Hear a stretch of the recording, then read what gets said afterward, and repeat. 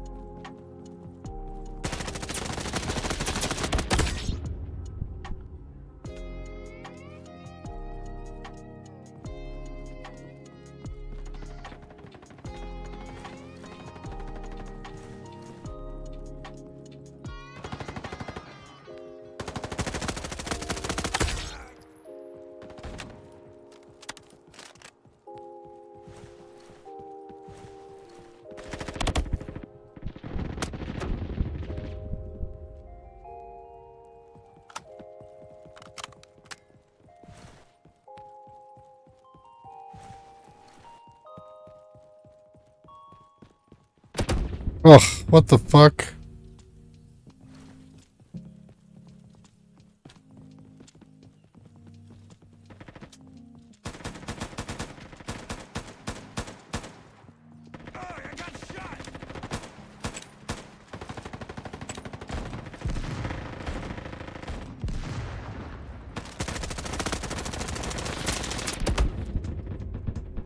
I hate this map. This is the map they had in the beta. I hate it. Or the alpha.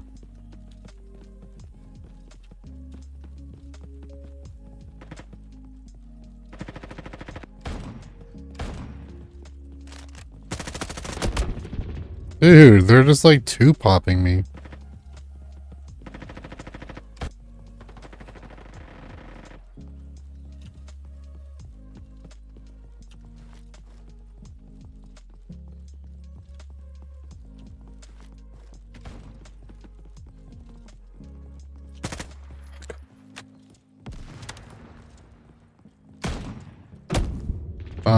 Okay. Yeah.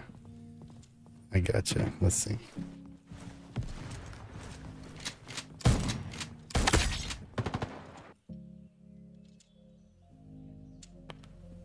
I got kicked. That wasn't even where I was at. That wasn't even me.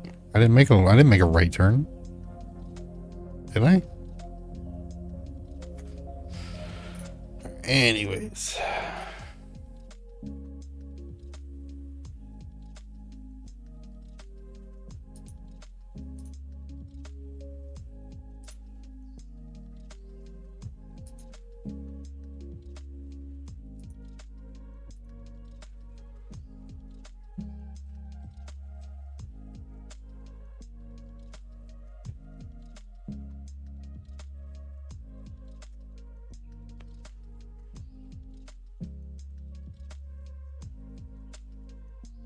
There was another game, but it turns out that you like play against bots, it seems. That's not that fun. I felt good about myself, but it turns out they're trash. Shit.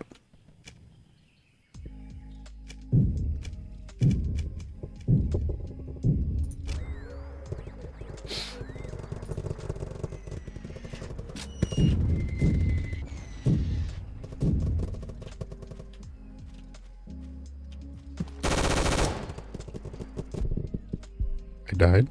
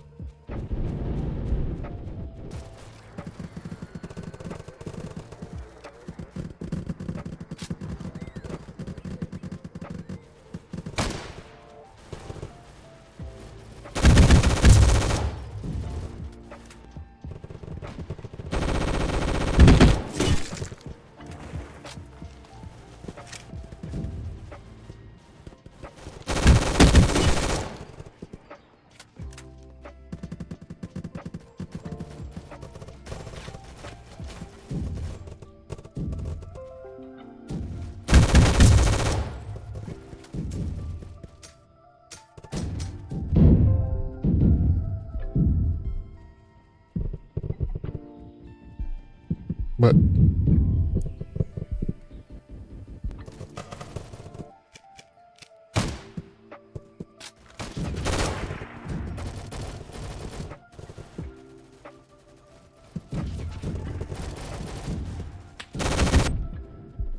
alright.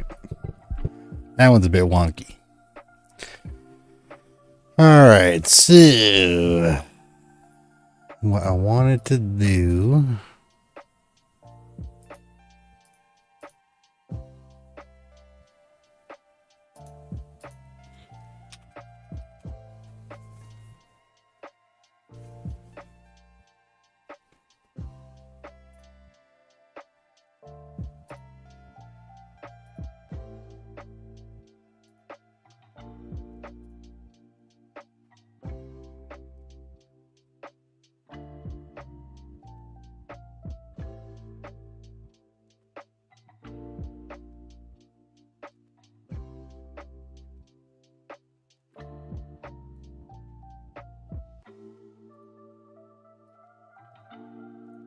Alright, so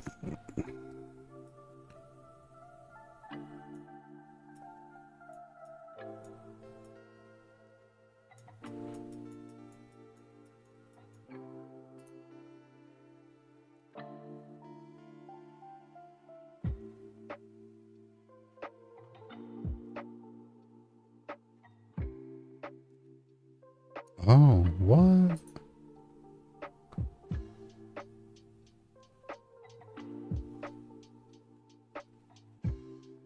Huh.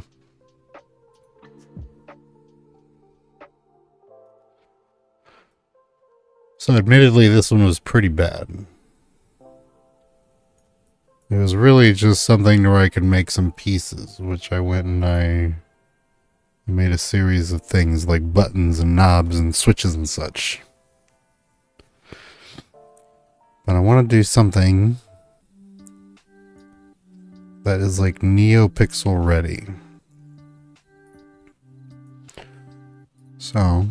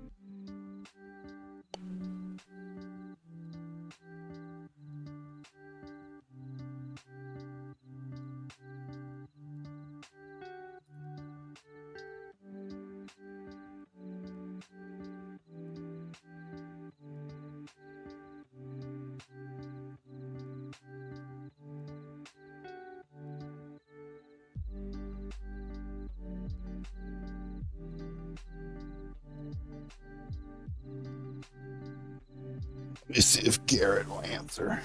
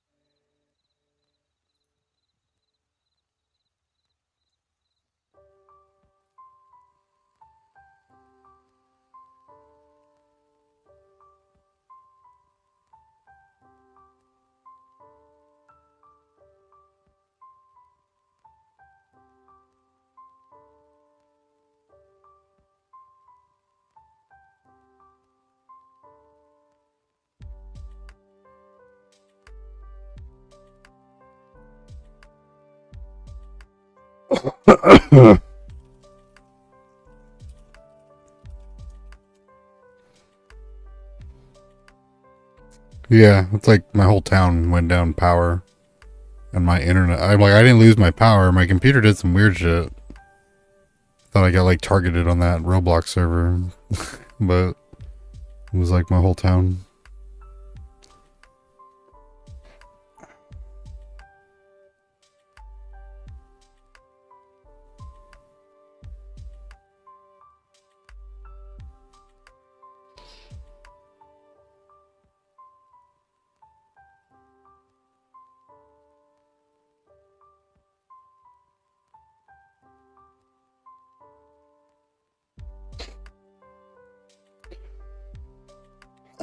Um, yeah, my internet stayed down for a while, and I have shit service, so kind of SOL. All right, so I was explaining, because I have my previous lightsaber build. I have a couple. This one, Garrett says that threading is not a good idea, so I'll get away from the threading, but this is the general premise. And what I want to do is I want to build, because I made my own like shapes and stuff. It's like how I have like the buttons and things like that. Like I could take other things and, you know, put them on here. Of course, it's going to be like the most bullshit right now.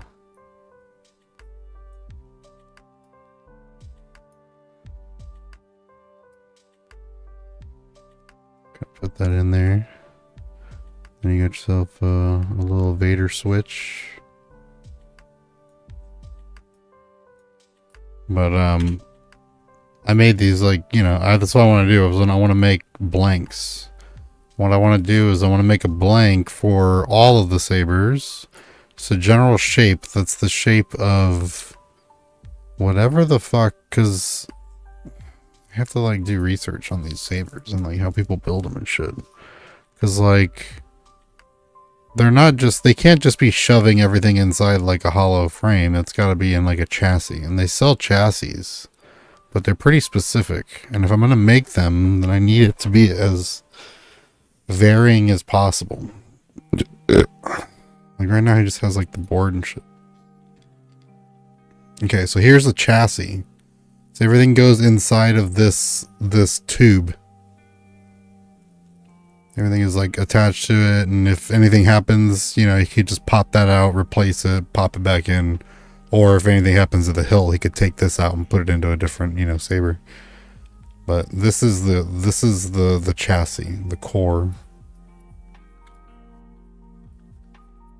And I'm wondering if I should like make my own. In which case, if I do make my own and I get it nice and like clean, it's like that button has to be like exposed to something. Like it has to be on the outside of the saber. It can't be on the inside, right? Is it like inset or something?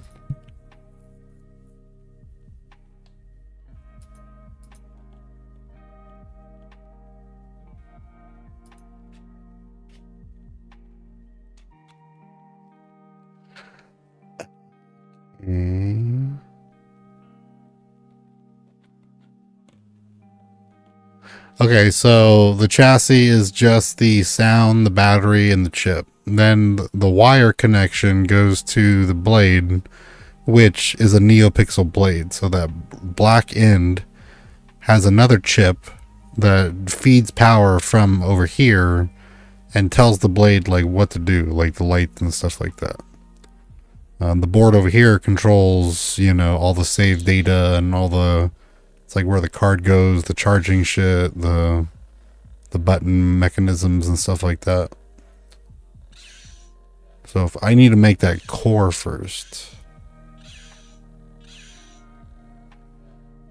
obviously that's not going to work.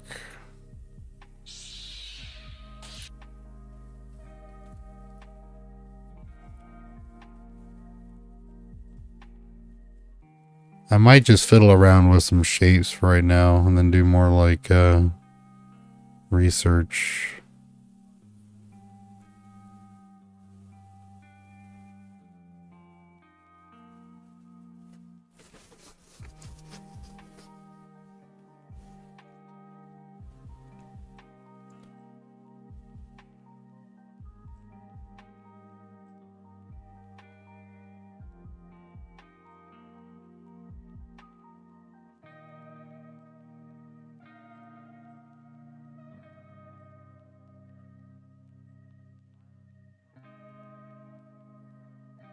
I have like the bare bones equipment for soldering, but yeah, I do know how to solder. I have like a soldering gun and some soldering iron, but I don't have any copper shedding or shavings.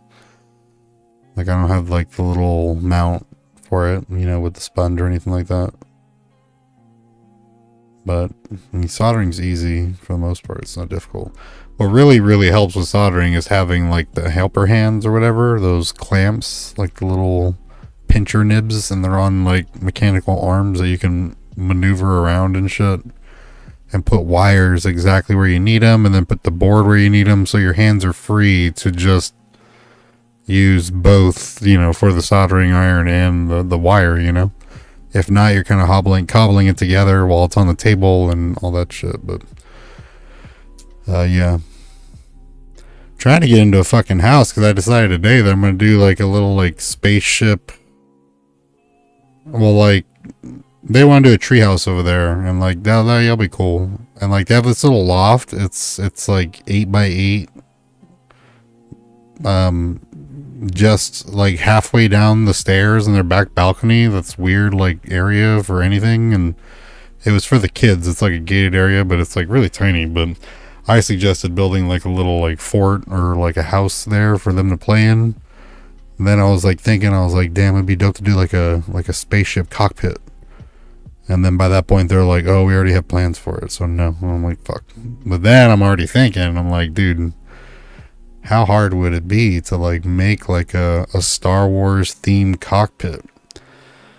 And you know, for kids, for like kid size, you know, with like little stools in there and shit. And then my brain's racing, and it's like, oh shit, you can get like a kid's like cosmonaut helmet on Amazon for like $20. You can get like a 2-piece walkie-talkie set for $20, and then you can, you know, get the headset adapter for that for like $9, and then you can get like the cop shoulder mount walkie adapter for like another like $25. That's like under $100 you can have this little like suit, you know, where like you can install one walkie into the cockpit where it's just hooked up to a speaker. And then you have the mic, you know, which is that handpiece like the cops use. Just dangle that from the ceiling. And then like they could be on like little missions and shit. And like one person can go out and explore with like the helmet and like the walkie. And then people and the kids inside like the little cockpit could like radio back and forth. And make like panels. It's like Star Wars panels, right?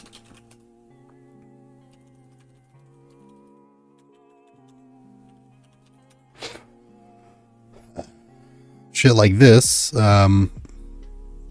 This is what I want to do, bro. This is what I want to, like, if I hit the lottery, this is like all I would be doing with my free time. I would become a maker. I would go out and I would find all these weird, intricate, weird, stupid little scrap pieces. And I'd have bins and bins of like weird pieces to cobble together like shit like this. Make like Halloween decorations and like, you know, props and shit. Anyway, I digress. You know, have like this type of shit in the cockpit, you know, where it's just doodads, you know, there's no rhyme or reason to it. You're stitching shit together, you know, this is just like some shit electrical box they probably pulled off some house, you know, some gaskets they drove in, you know, like these buttons, they don't slide, they're just glued on. But once you paint everything with primer, it becomes solid, you know, it becomes something that when you paint it, it turns into something else. Like that's the thing when you're doing like maker shit. It's like, you know, I got a box over here of just random pieces, you know, like, oh, I like the shape of that, or I like the weird, like, you know, size of that, or I like, you know, like the color of that type of thing. And then later, like, you know, when I have the ability to just like integrate that shit, you know, baby caps for like, or caps for like baby food, be like perfect knobs for like pieces and shit like that, you know. And then you start doing like interiors, and it's a lot of like piping and tubing, as well as like vacuum hose, you know, type of tube, the rib tubes. You know, you start cutting that shit up, and you start like, you know, gluing it to the walls. Yo, what up? Damn. Then you got like a nice little theme. You just gotta make sure everything's tight and that there's some kind of like cohesion to it. Everything kind of flows and it make it look like everything has a purpose, even though it's just scraps kind of thrown together. Like you make it look like it has a purpose, and then it comes out like dope. I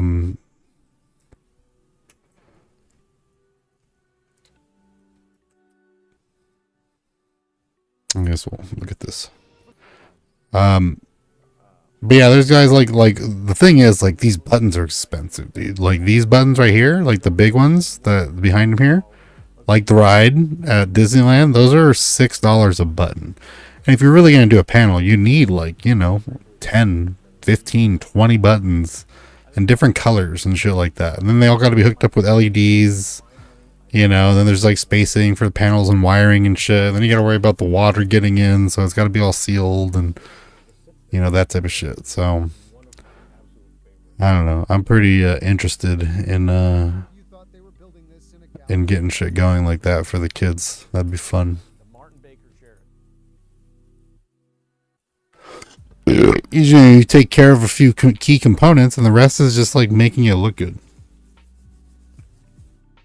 And get the general shape inside of this rounded bit, you know, which I mean you could do with, you know, it's like,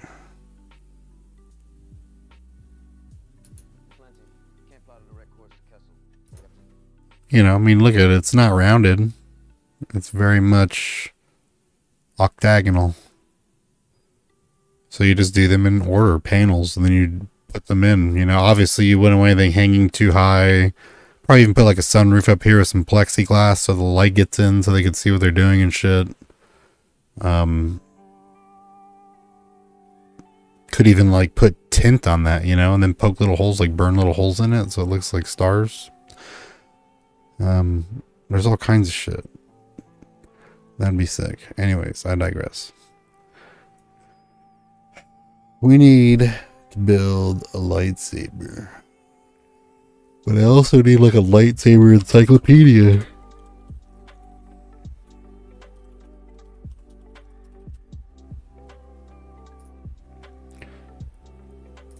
The lightsaber archive. Let's see how intricate. Okay, we got some options. Pretty much all the ones that, yo, what the fuck? Relax, dog. The fuck is this? Pretty much all the ones that you're familiar with or have been introduced with are here.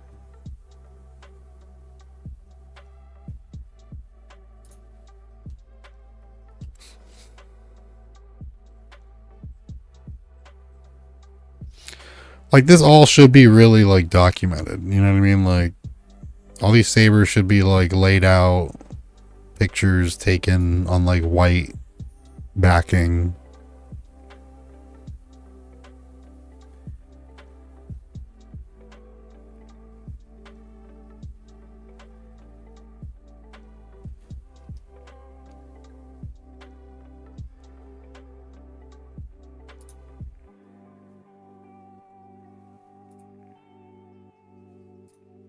This is very helpful, actually. It's a very basic side profile.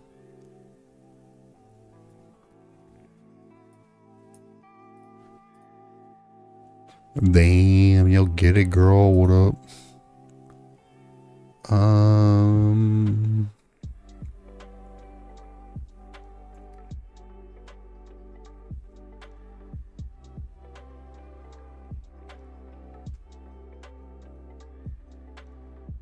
Yeah, like this, like a glamour shot.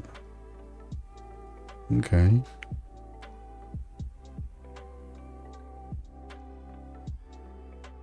With the curved like butt of it. There's a few of those mattresses. I didn't know that it was shaped like that, to be honest. I hate this one. This is the worst design lightsaber ever to be created and like the worst character ever to be made.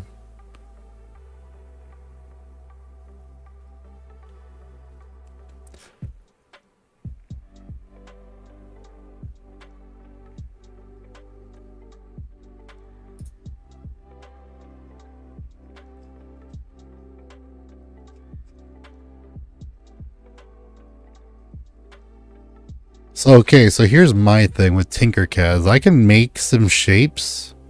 My issues is I can't make weird shapes like this that wrap around. Like, I don't know how to remove. It's like if you were to remove this whole top part and just think of it as like this being the cap right here. Like, I don't know how to remove the material to make this shape. Like, if I could do that, then I could make some really, like, dope designs. But I just don't know how to do it.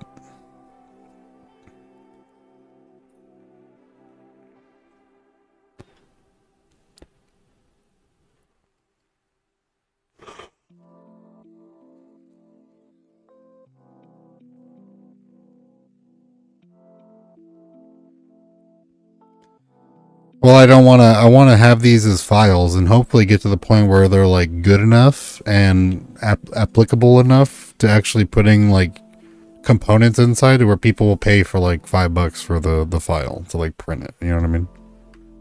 Like, that's kind of the plan, is to where I get to the point where I can just kind of be creative with making a bunch of different hilts and selling them. This shit looks like a mad fucking dildo right here, bro. What? Look at this shit. What the fuck? It's even got like the rounded tip and shit.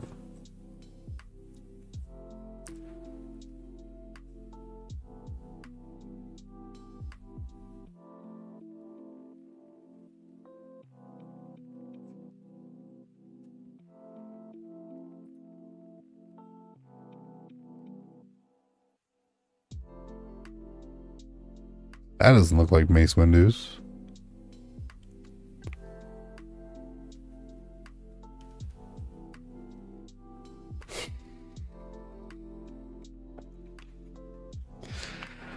I'm kind of seeing the patterns. So this is like the Qui-Gon Jinn and early Ben Kenobi style, right? What I would consider to be like almost like separatist war era styling. I don't know if you could tell what I mean. Like these rounded bits right here. That's very much of this one's another one here. Where's another one? Here's one kind of. And then you have like your Imperial, right? Which are like the metal and black, which would be like Vader's, even Luke's, you know, Anakin's. If you look at the grand scheme of like saber designs, like Anakin's looks like what you would consider like a Sith saber for the most part. It's like if there was a little more black, but like you get a lot of like say like here, well, Vader's obviously it's going to be similar, but you know, Obi-Wan's here. Here's his original, right? It has that same type of like I'm saying, like separatist war era style, you know, Phantom Menace era styling. And then you have like the OT series, right? The original trilogy, which has a lot of these rings. Like there's so many that have these rings on them. This one looks like it does at the top. Yeah, right here. Obi-Wan's famously has that little like neck and then a bunch of them right here. And then Luke's in Return of the Jedi, when he came back, he had the that thin neck design as well. What the fuck is it? Right here. Very, very Ben Kenobi inspired. But this is a like a Vader box trigger. It's a Vader trigger. That one. Like that box. Then you have these like weird like sexual ones, like fucking Sidious's and Darth Nihilus's and fucking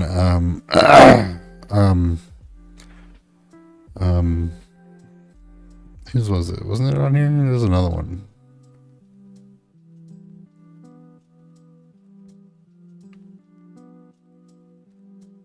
It was Windu, was all like ribbed for your pleasure and shit, and then I think it was this one.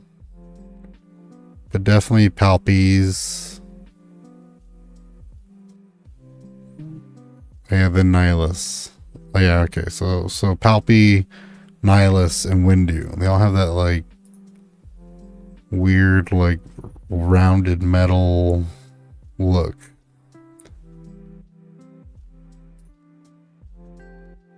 But see, like Leia's saber takes after Luke's, which I hate her handle. I felt it, and it was like, oh, this is uncomfortable as a motherfucker.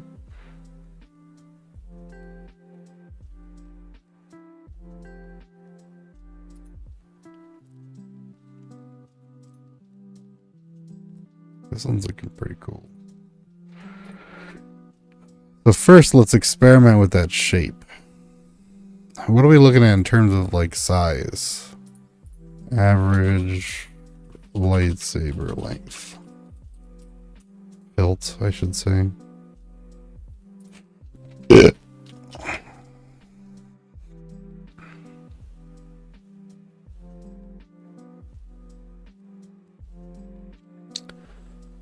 Ten and a half inches.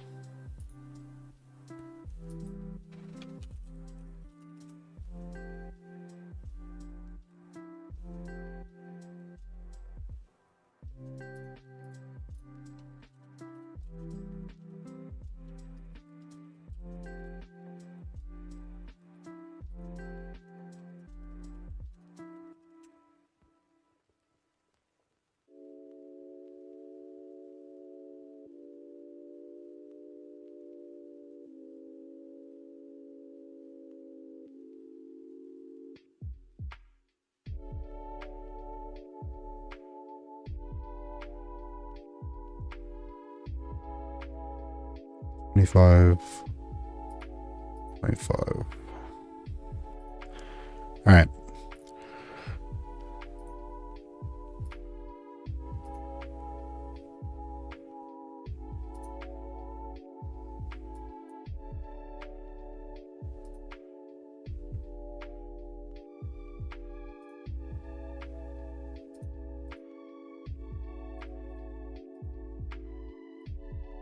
Whoops. Damn, I need a beer, bro.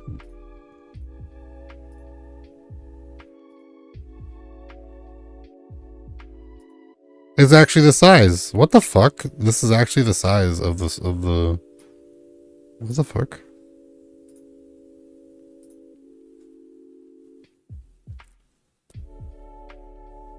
The unit stands under power chassis.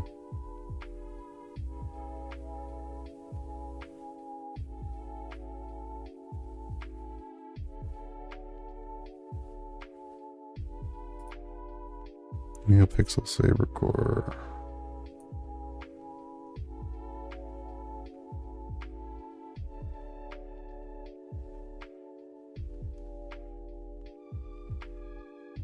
$185mm.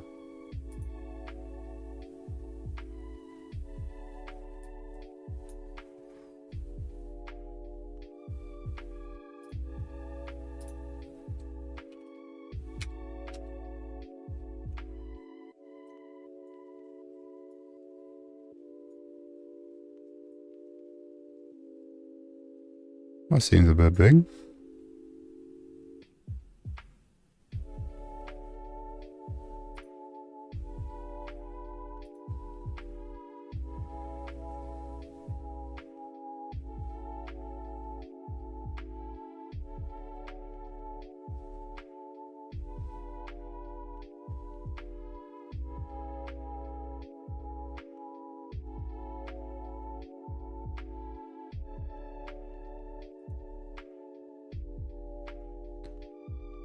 What are 3.5 inches?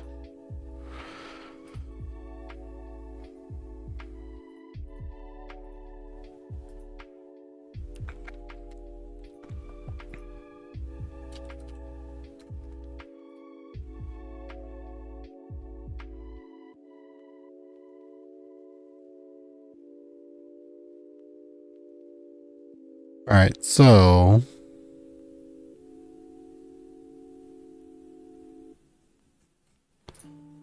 Let's see.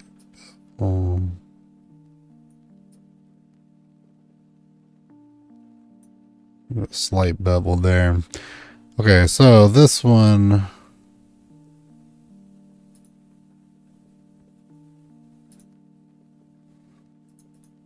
This will be our.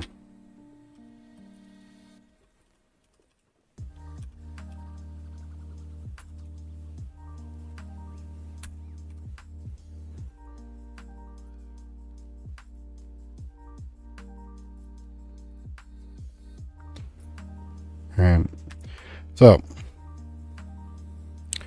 I said 10.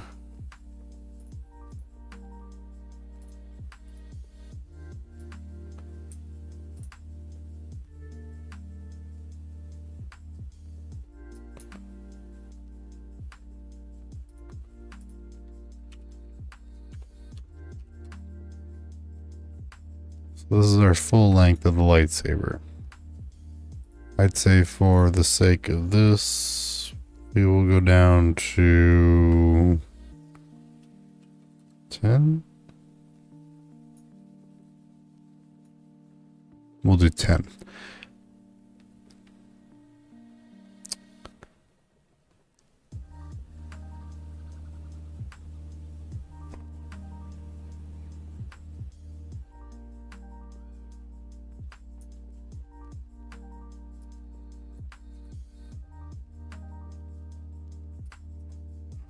It does, but it's also not the right diameter. So, I mean, if it was a little bit, this is 1 inch, and a lightsaber is not 1 inch. I'd have to take out my. I'll take out my caliber. Hold on. I'm gonna grab a beer, take a rip, grab my caliber and my lightsaber, and do some measuring.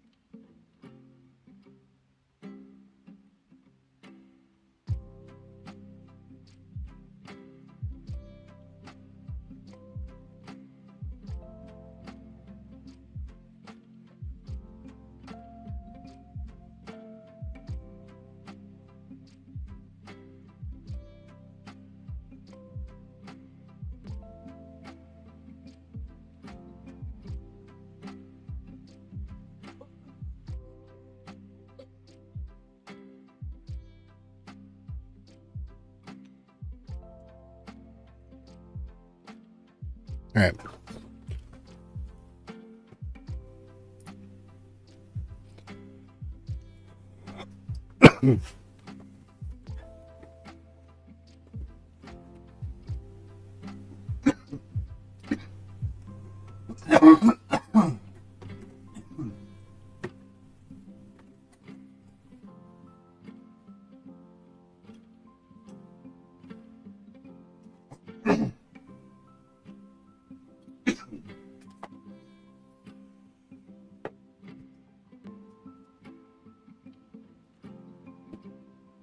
Luke's saber is just shy of 11 inches.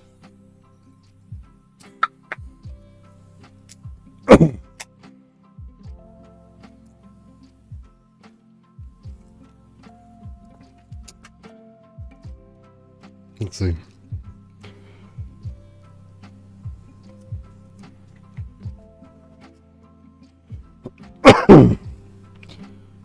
The fattest part of the grip on Luke's saber.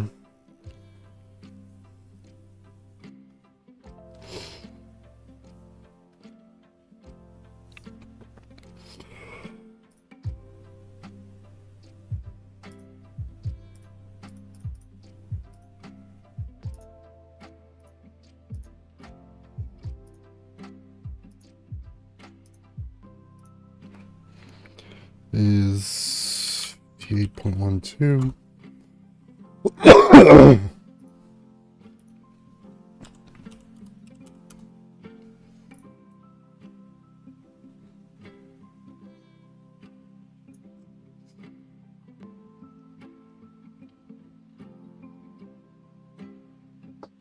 So,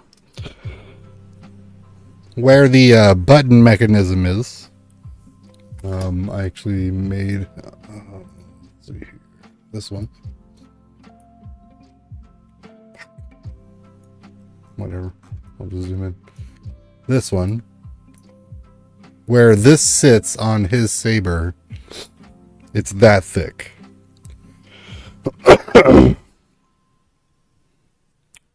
It then starts to taper off towards the tip, where it steps down to, it goes from 58 millimeters down to 55.5 millimeters. And that's those, like the little discs. And then dramatically drops down to 33.5 millimeters. That's the black part of the neck. And then the famous look on his saber is that it jumps up again, right? It gets like thick again. And that is back up to 52 or 51.5 millimeters. And then the neck, the little skinny copper piece is 31.5 millimeters. So there's a lot of dramatic changes. Yeah.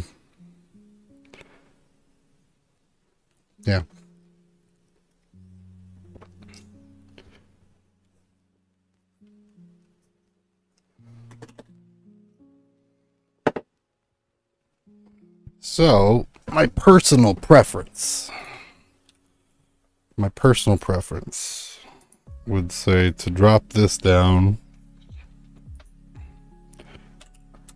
to 55 because I don't want it that thick. Now this would be the thickest part of the lightsaber.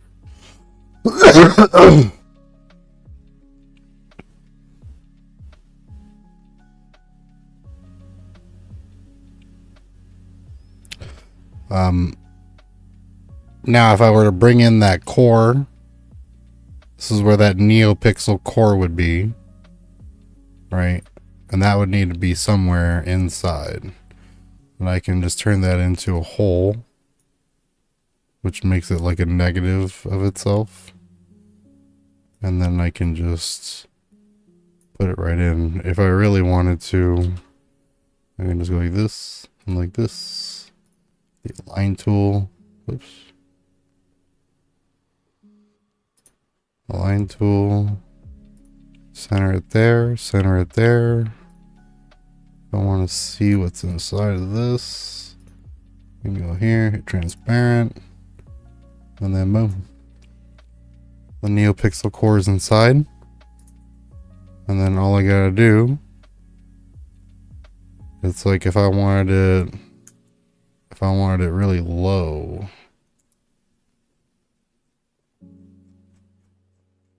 The fuck is it? I wanted it really low so that maybe I have like a break in the saber somewhere. Have it there. Now what I can do is that it's a hole. So I'll take both of them and I'll combine them. Now, this tube has an empty cavity inside of it. And that's where the NeoPixel or Lightsaber chassis would go.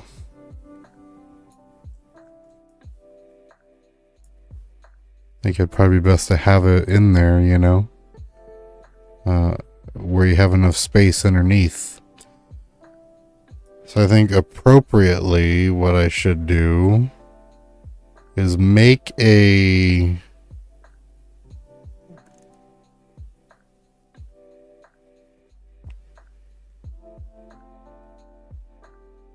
I mean, really what I should do is I should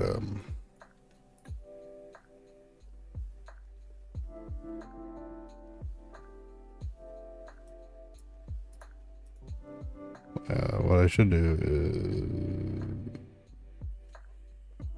duplicate this.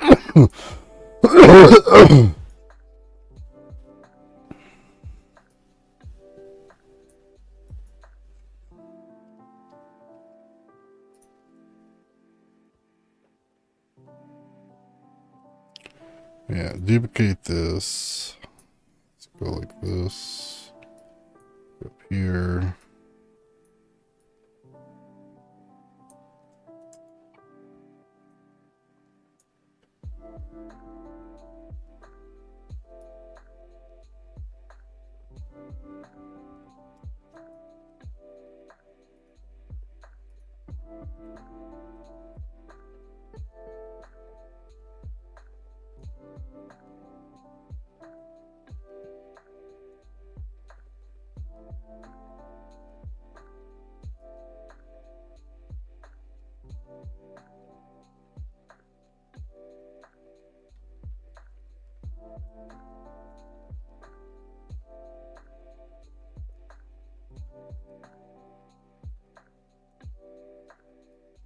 Okay, I'll just go in. So we'll do this, take a hole, take those two, combine them, bottom part where the NeoPixel section would be. Then do another one here. Make this transparent so I can see what the fuck's going on.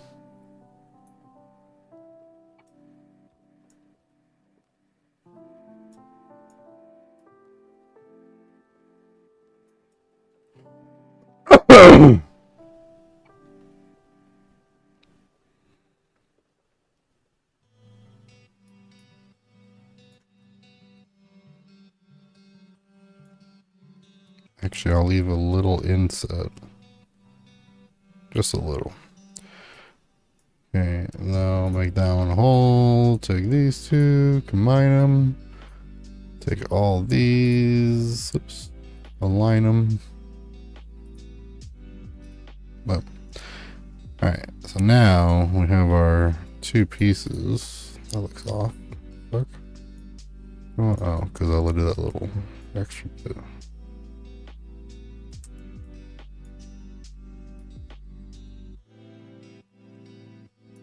Alright.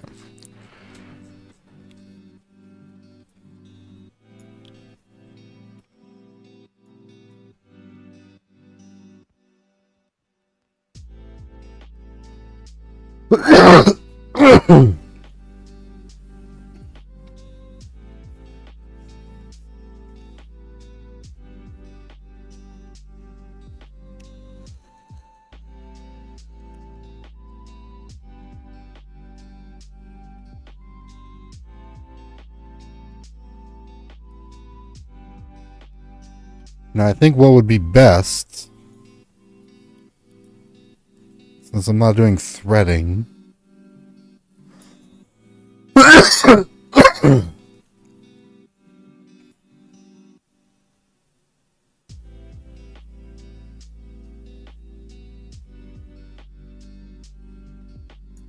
okay. Alright, so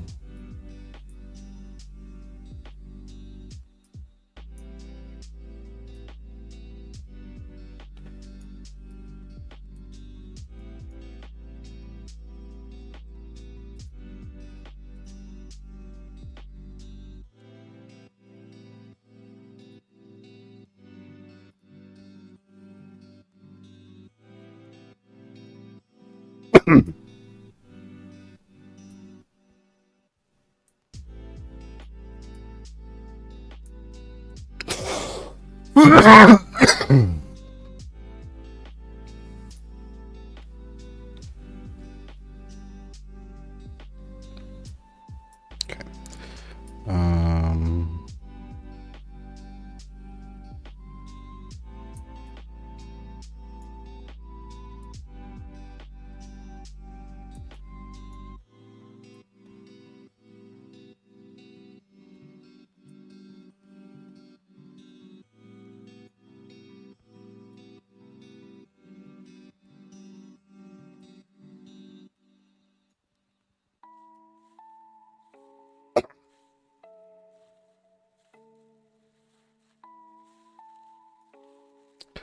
see if I could do some alignment fuckery here. I'm not good with the alignment tool. Let's see.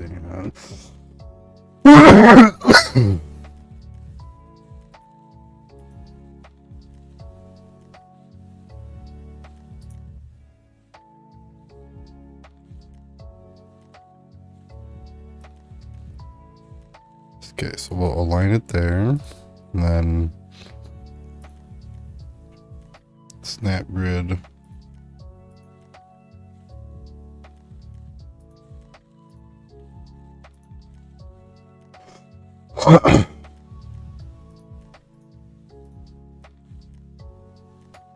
We'll do 1, 2, 3.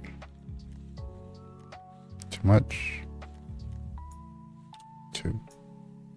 Right.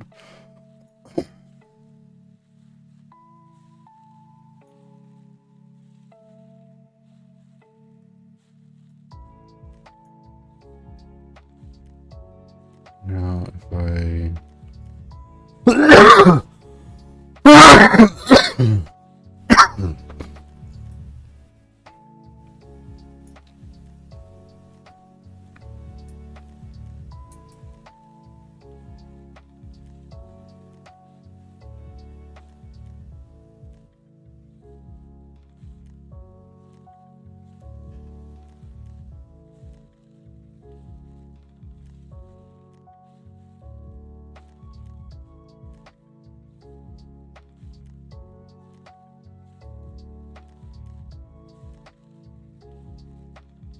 you know what would be even better, actually?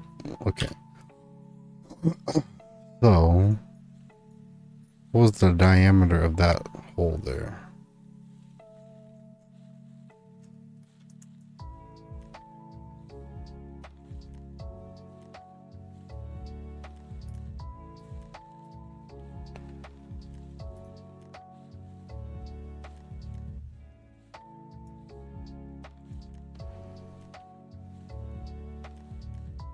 What did I make it?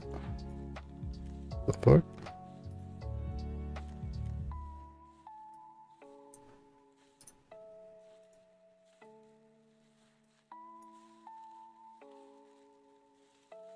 Anyways, I can make it a different way, right?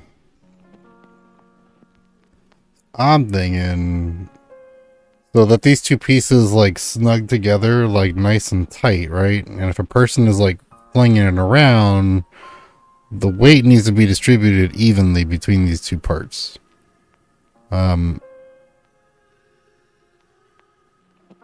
So naturally what you want the two to do is to like puzzle piece together. Now I don't want to get into like the whole inset bullshit. Like I could take a ring and like flatten it, right? And like make a groove in here and then fiddle around and try to get it to match up on here.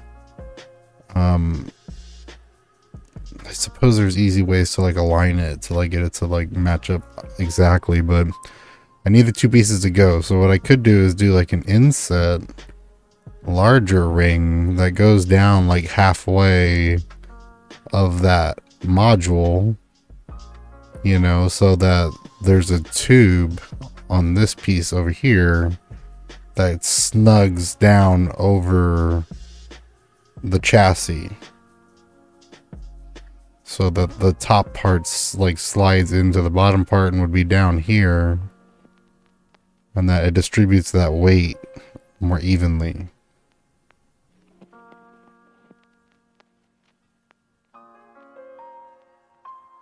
Like ideally what you would want is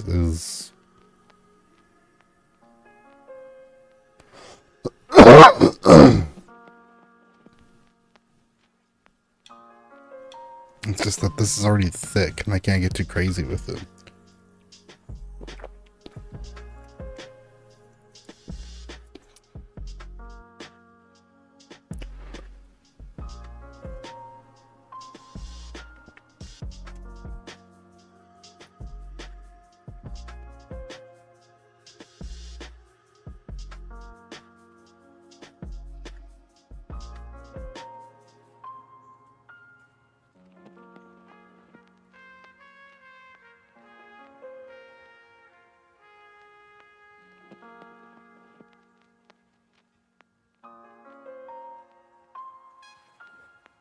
I think I know how to do it.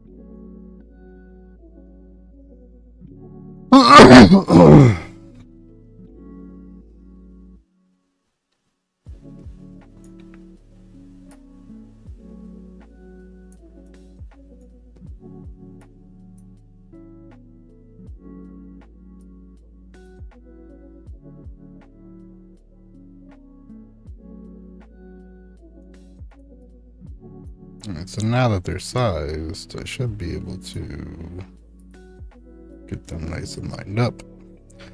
Now, let's combine these two.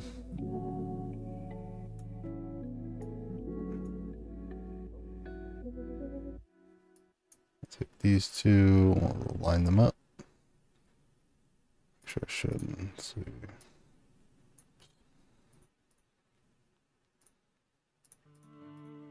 How the fuck are they connected?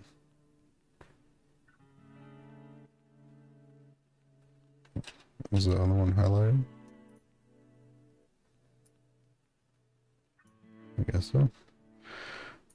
Alright, here. These two, line them up. Fuck.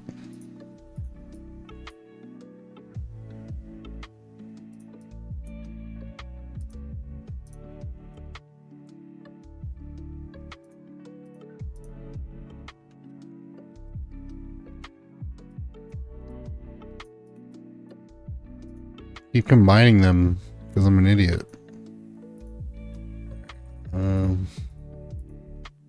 This.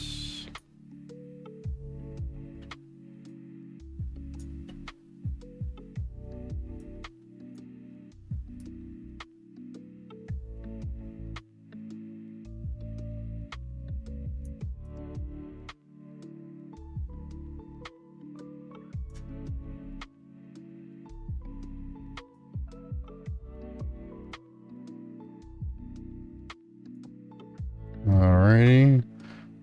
So then we'll duplicate that. Turn it into a hole. We'll combine it with this bottom one. Do that. Boom.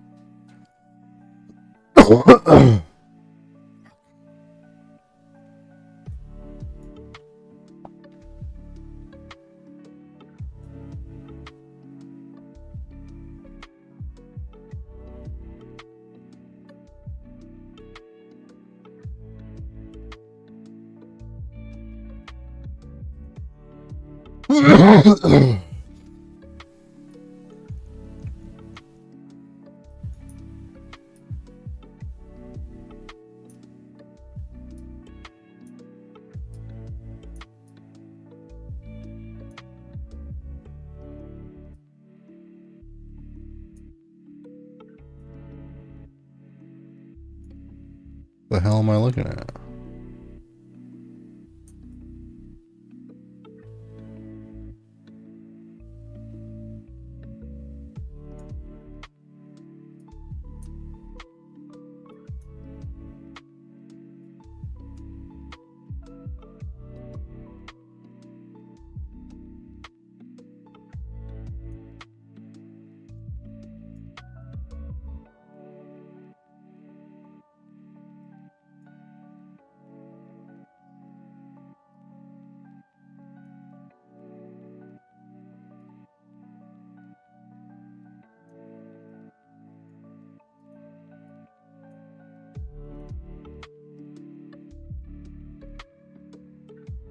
Okay.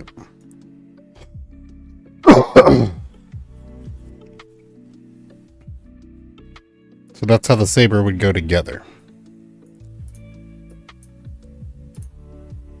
Would be they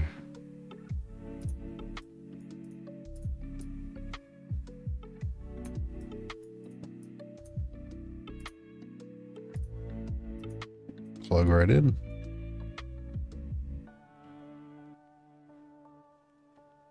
So that center cavity would be the chassis. The top part of the saber, it's a little flimsy, huh? It puts a lot of pressure right in here. But I mean, I'm not pushing them as like dueling sabers and shit, you know?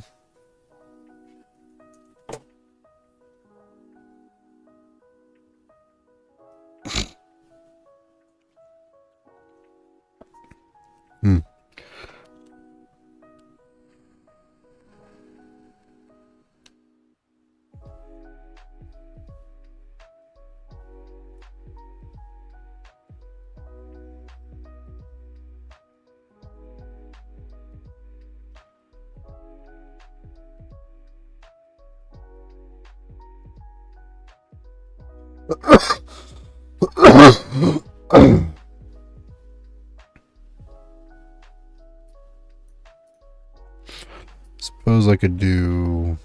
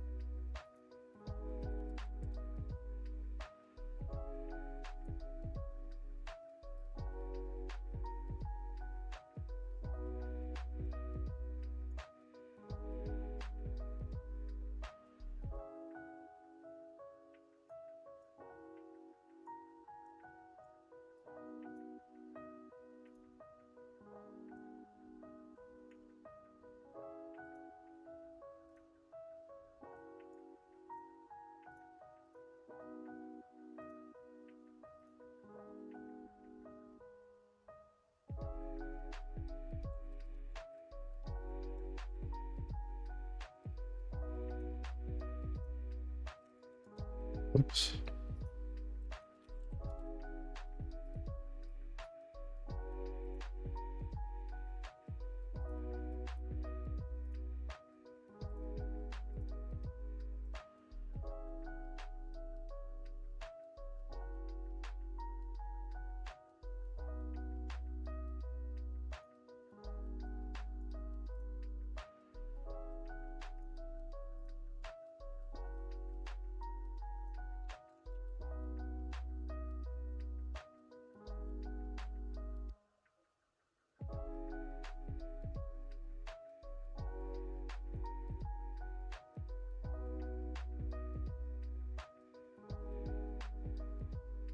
You'd be able to get it out. I just turn it upside down.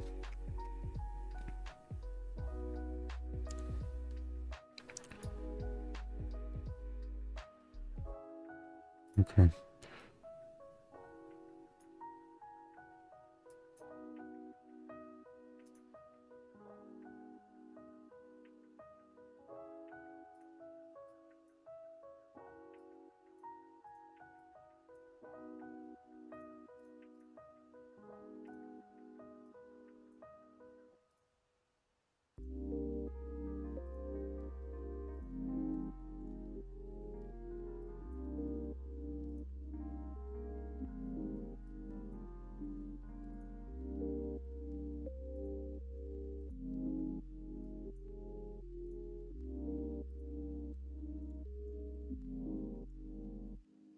It could be something like that.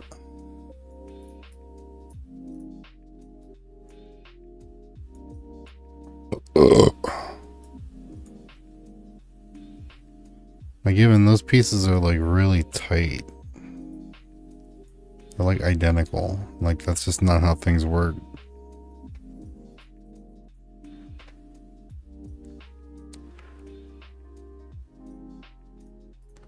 I'm looking more for like just the connection between the two, so I have like an idea. But I guess I can get going on some designs. See what's up. All right.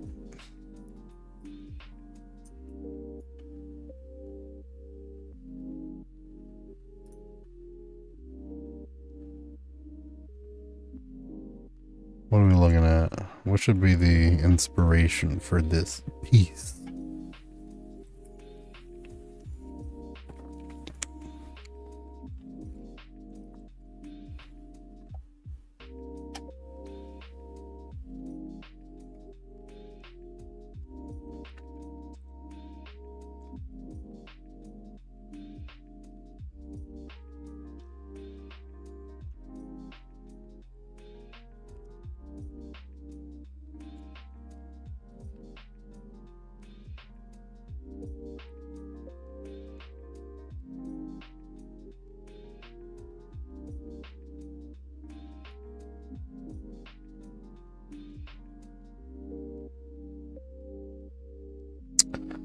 How about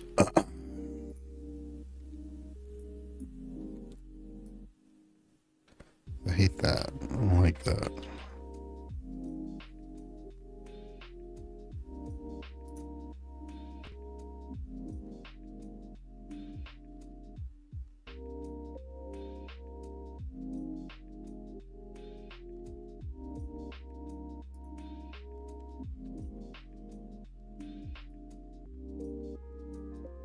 How about a double-bladed Luke saber?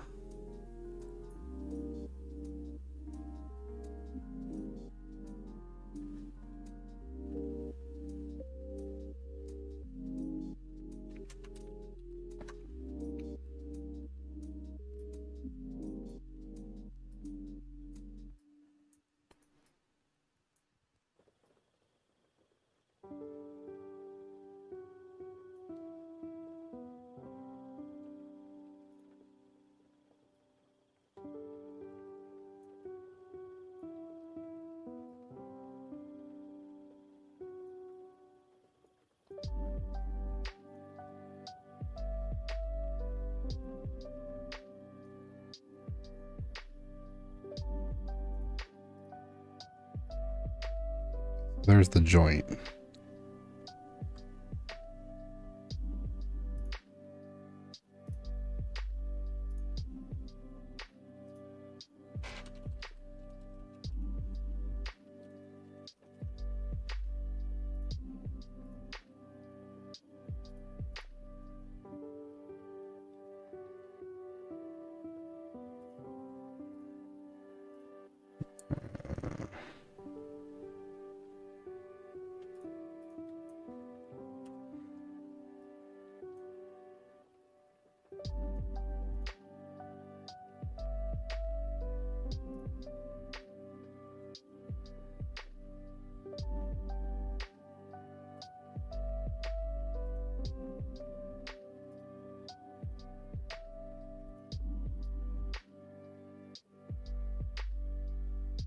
What did I say Luke's was the biggest?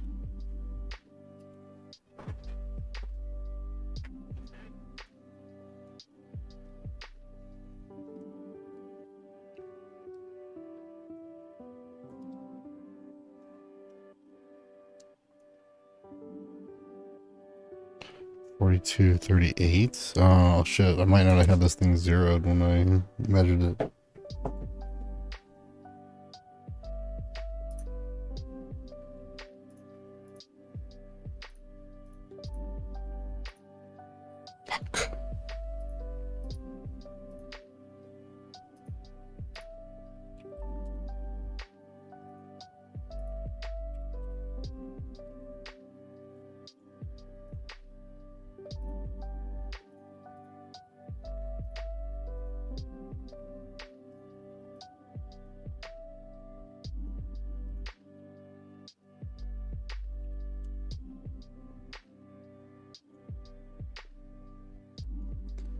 Alright, so if it's going to be a double-bladed lightsaber, then it's going to need to be bigger, right?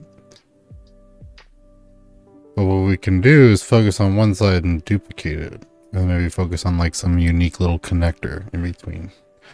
So what we'll do here is we'll look at Luke's saber. Okay.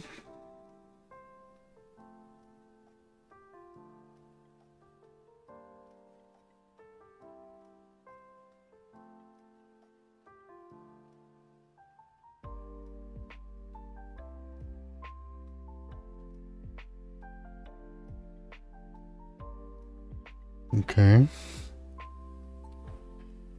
All right. Okay, so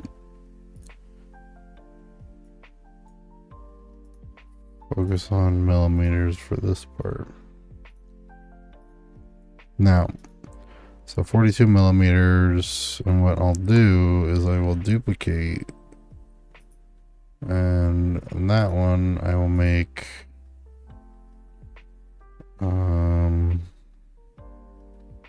40 millimeter.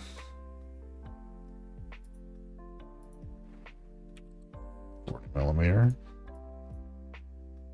We'll line those bad boys. I'll take the outer one here. I'm gonna hide it. Now, just with this one, I want to go right here. And we'll duplicate it. And we'll go right here.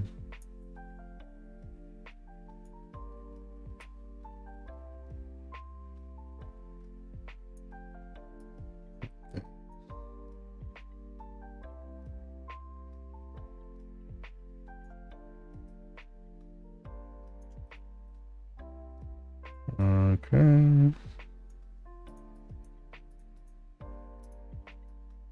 Take all this. We'll combine. Boom. So that's the first bit.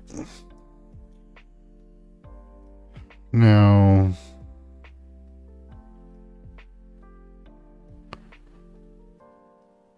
does look a little tapered in the center, but instead very much there's one of the boxes that I already made.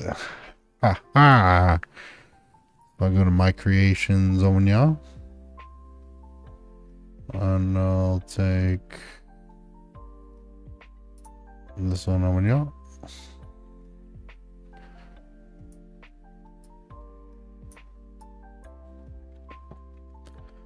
Do do do do do do do do.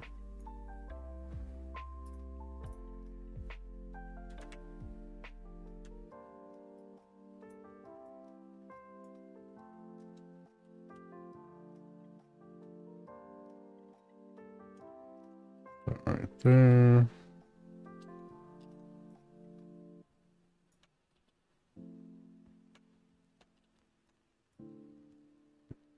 Buttons are good over here.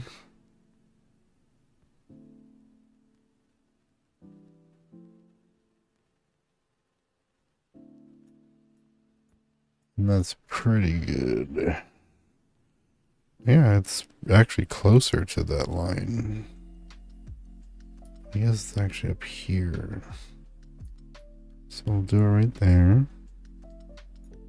And this one, I'm gonna have to stretch out a little bit. Whoa, where the fuck are you going?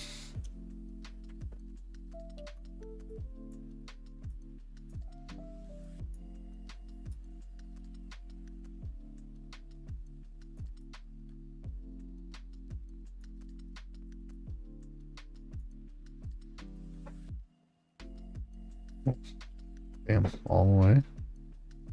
We probably won't go all the way. Do that. Bring it down just a hair. Alrighty. Now that's pretty much the basic shape of the thickest part of his saber, aside from like the little spool tip, which I might be able to do. The next is these little bad boys, which I think I can actually take care of if I did this here.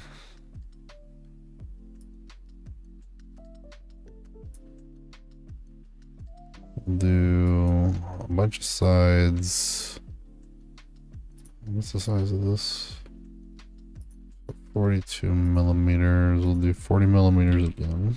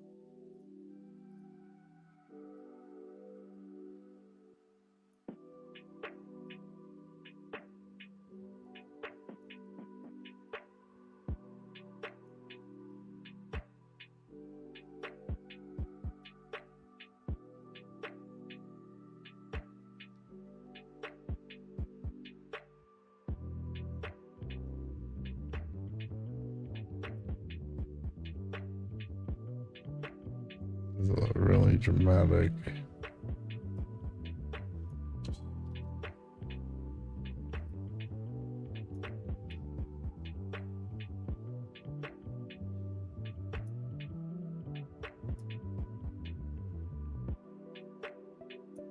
Oh, there we go.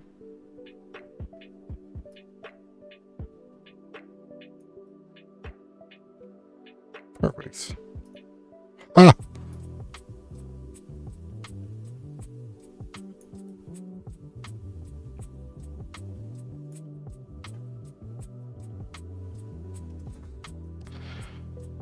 So they're butted up, no gap between. Really?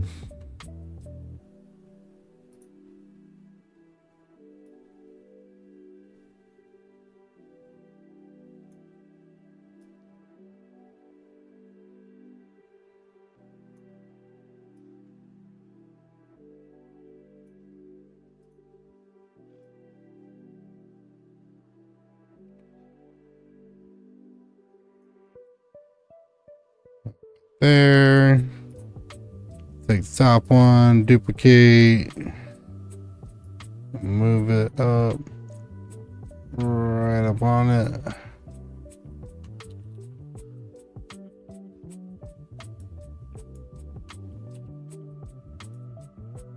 Oh, you're not gonna play ball, huh?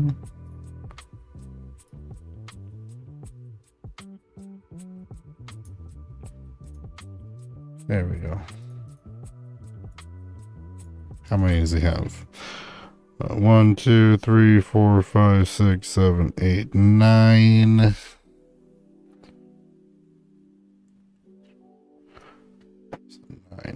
1, 2, 3, 4, 5, 6, 7, 8, 9. Your headphone broke off? Damn, bro. I mean, if you're looking for wired, you can get a really good one for like dirt cheap. Sennheiser and Audio-Technica both have some really good wired options for like under $100.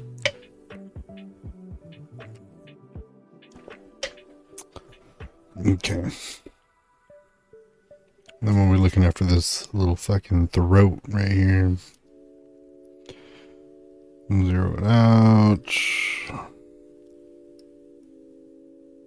18 millimeters. On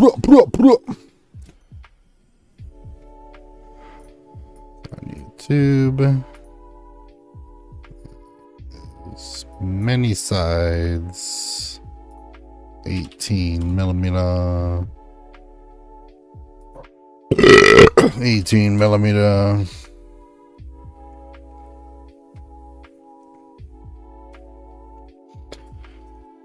And in terms of height,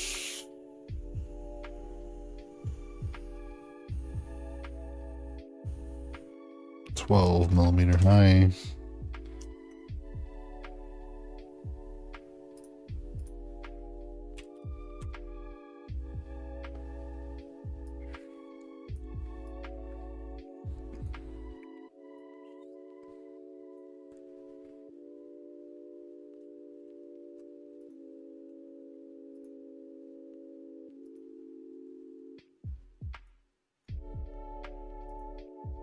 What the fuck?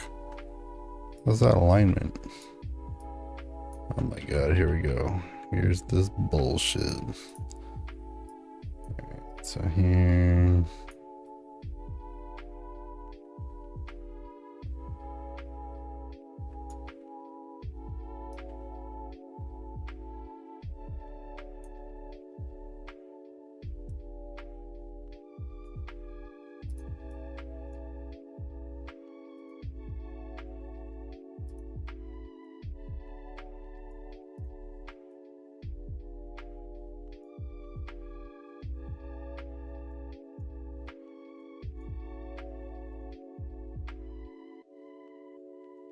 Do I use wired? What do you mean, like the articles and shit?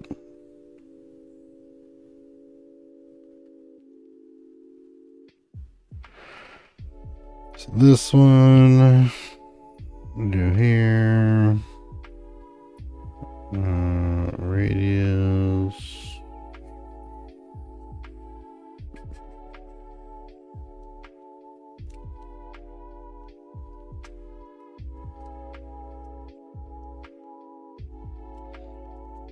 Two.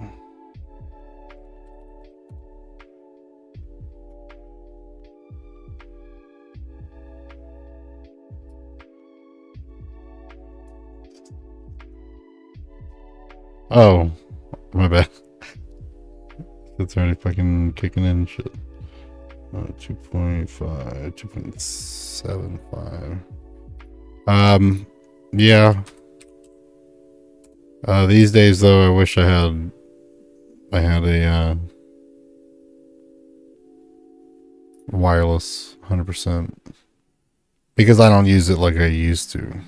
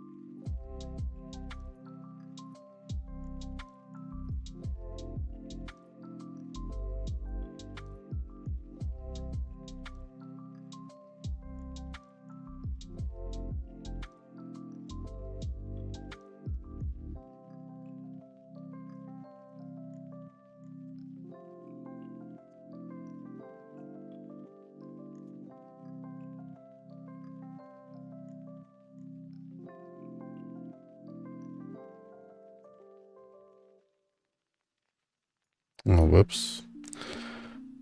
Duplicate. Whoops. Duplicate.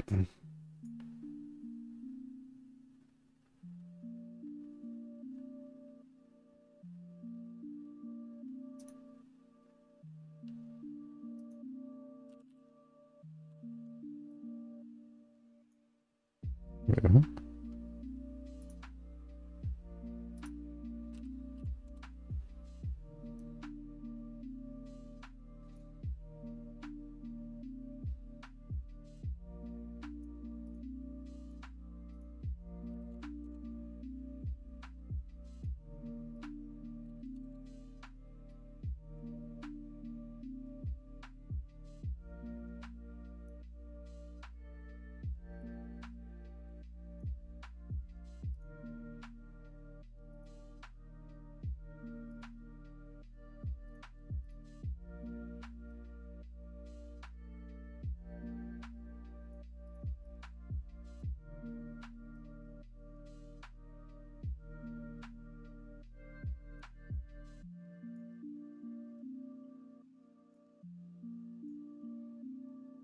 There we go.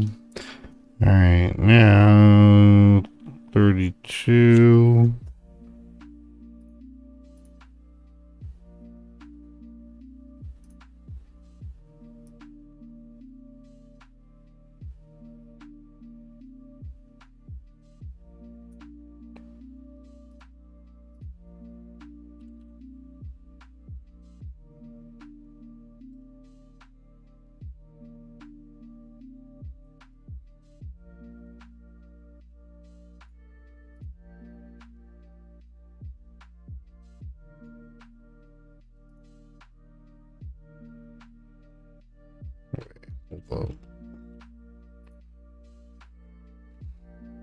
This one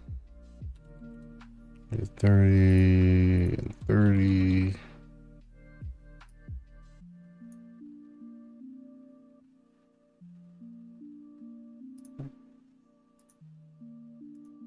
And that. Duplicate. Get up here.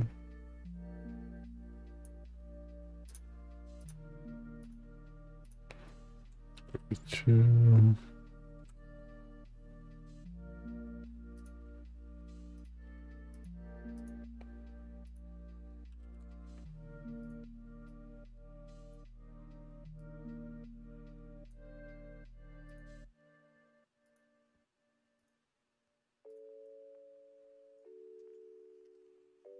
And that part is 13.5 millimeter.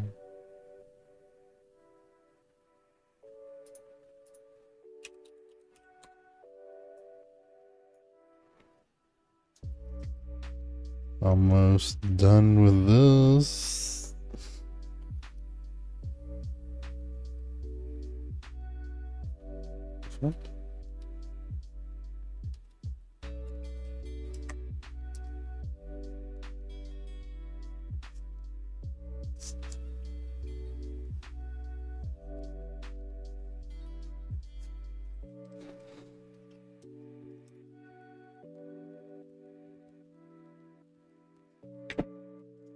$38.3.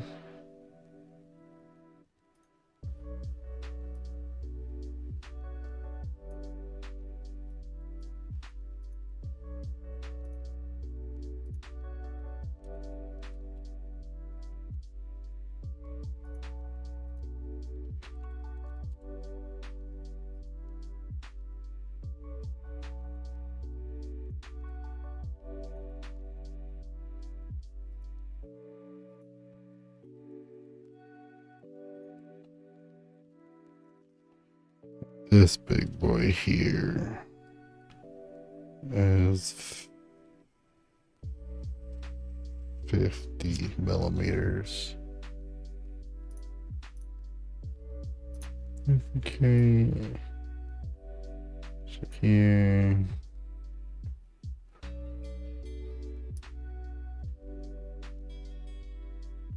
Get thinner with it. 50 and 50.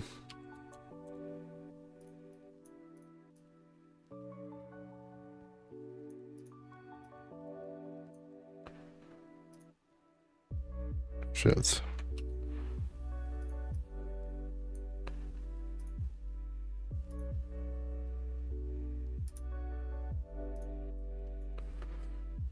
Oh wait, there's more. One last bit. 19.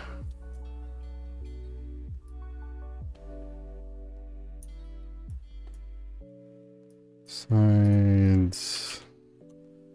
19. Hmm?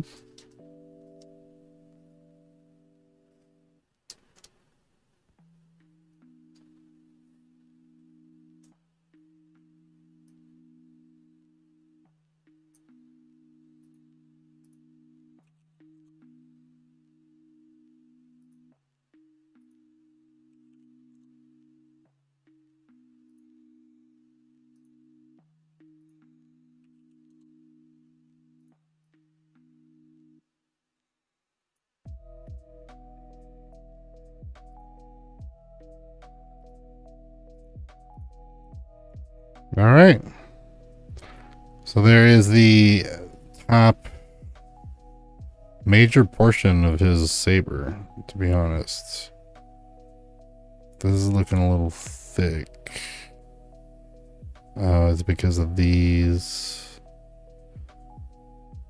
Kind of the best I could do with these, to be honest. Suppose what I could do is some janky shit. Later, what I could do is like,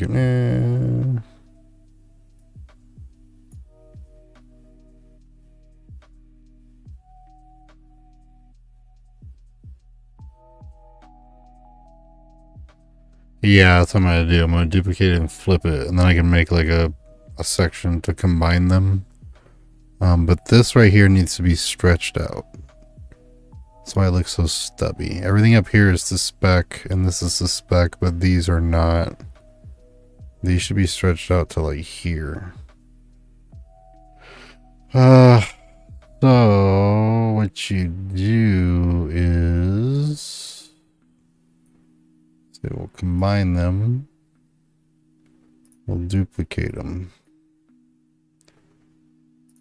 Duplicate this one. Oh, negative. We'll take this.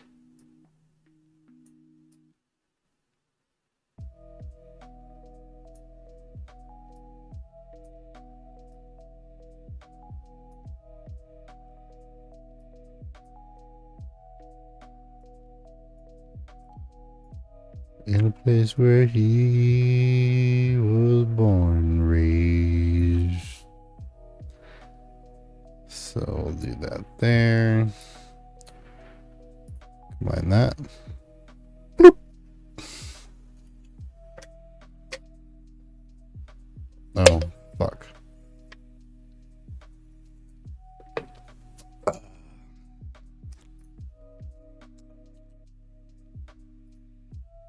Place where he was born and raised.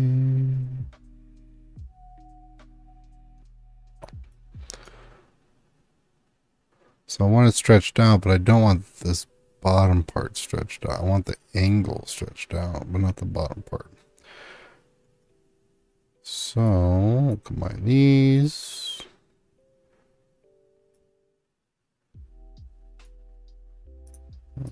This one.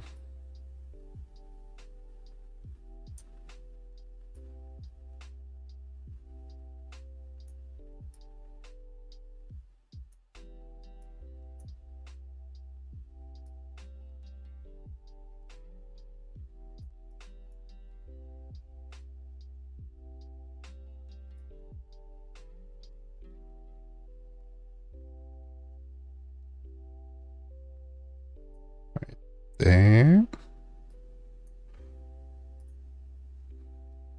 Bloop. Oh, fuck you. You fucking button. You fucking button fuck.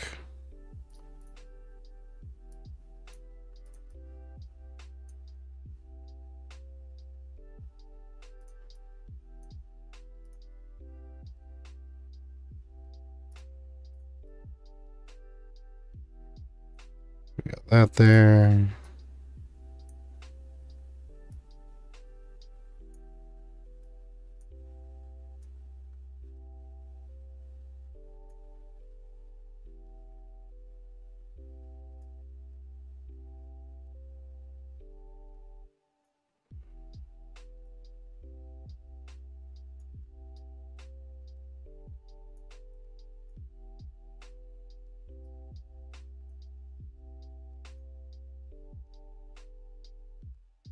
Oh, well, that was stupid.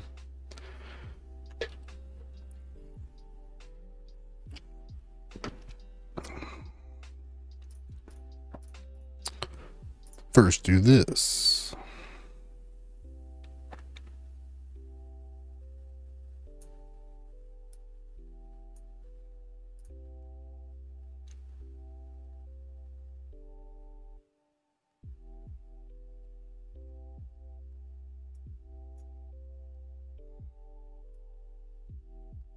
And now we can play. Perfect. Actually looks a lot better. Just the general shape of it is very much like the lightsaber. So we'll stretch it out about right there. Actually, let's measure it. The height for this bad boy would be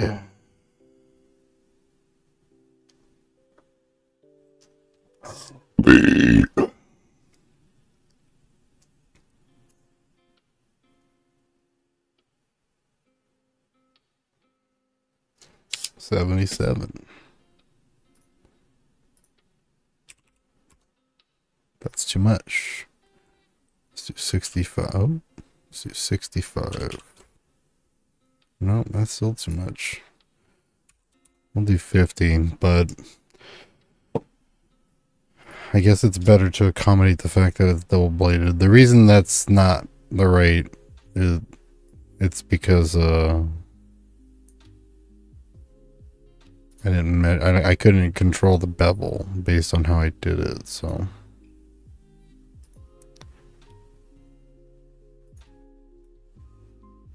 Oh, that's weird. Oh, because of this.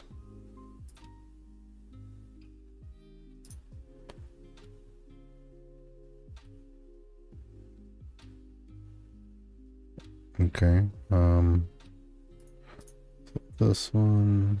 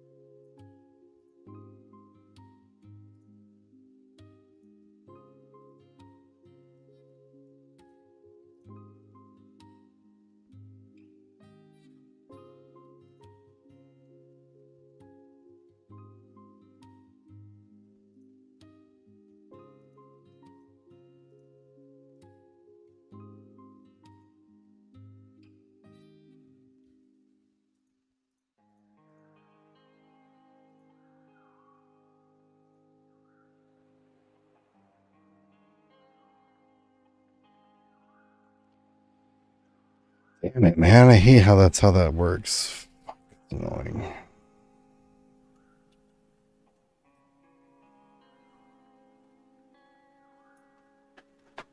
Ugh.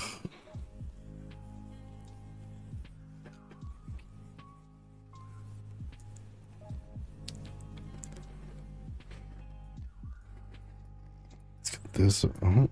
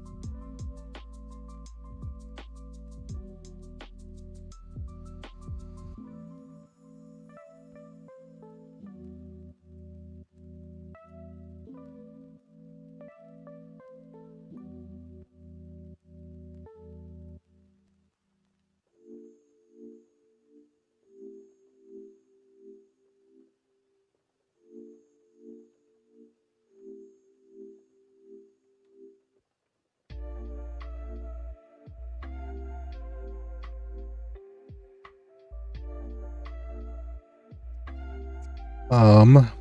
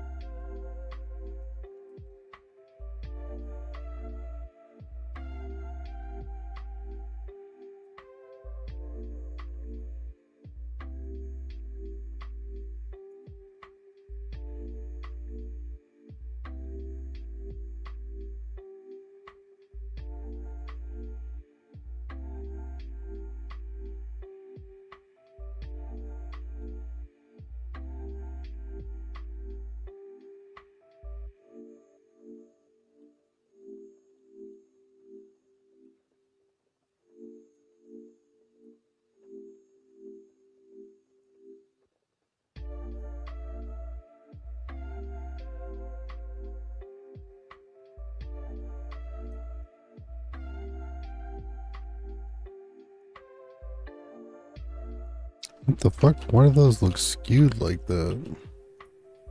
Oh, you bastard. Why the fuck?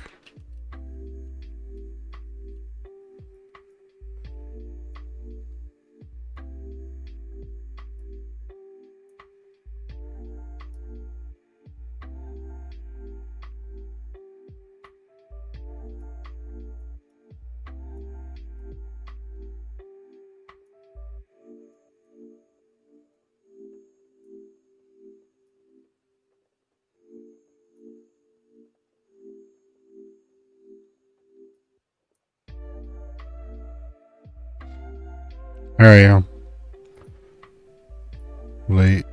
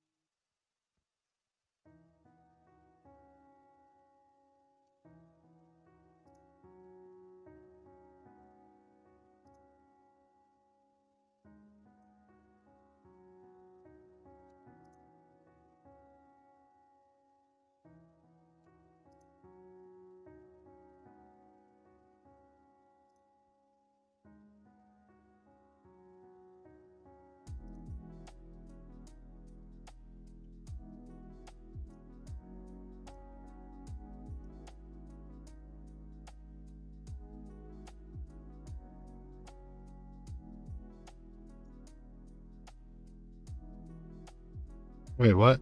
Fuck did I just do? Hold up.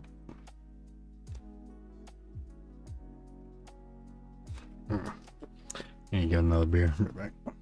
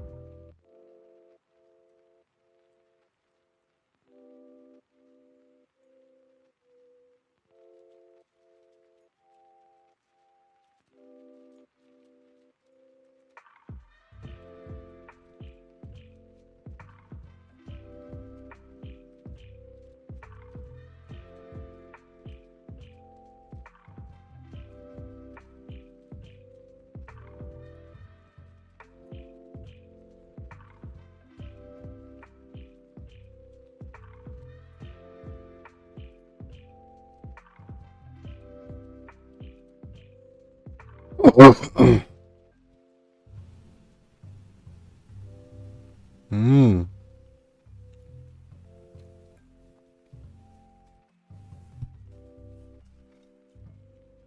What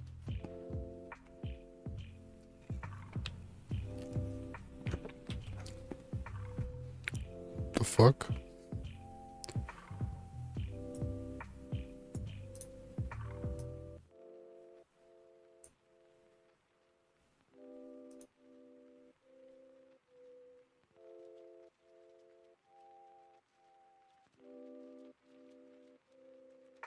Uh,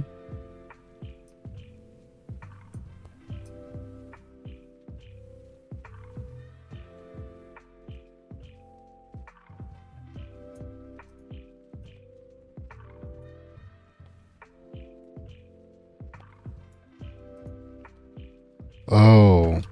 Yeah, wait, what the fuck are these? Whoops.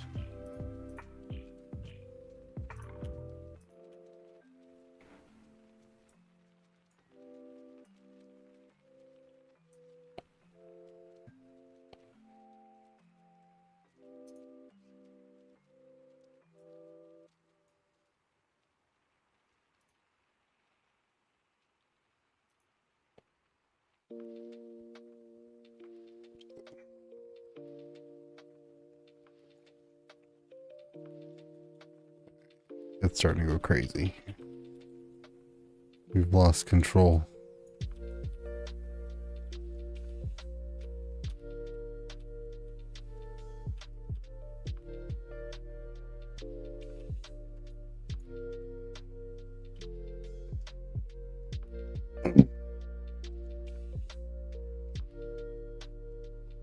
And all that just because I just wanted to move that up a few squares. Just to like right there.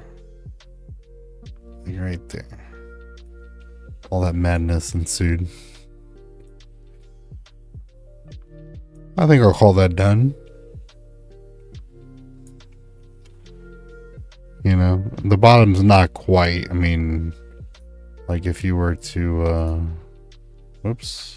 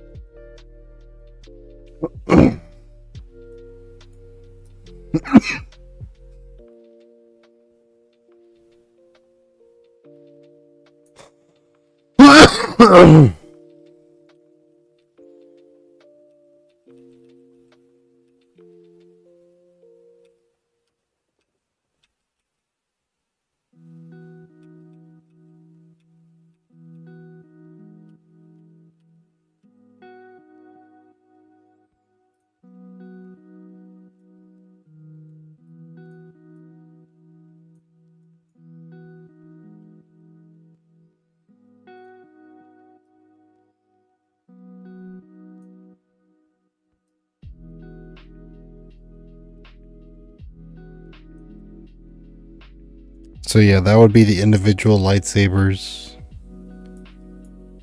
I can do like a male and female, like a vent, because I've done these vents.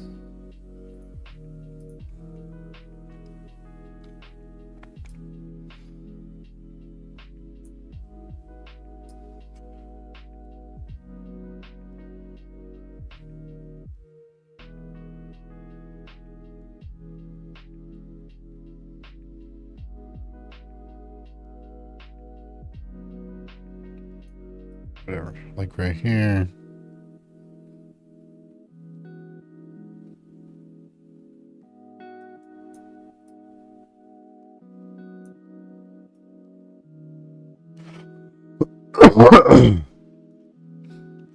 Could do something like that.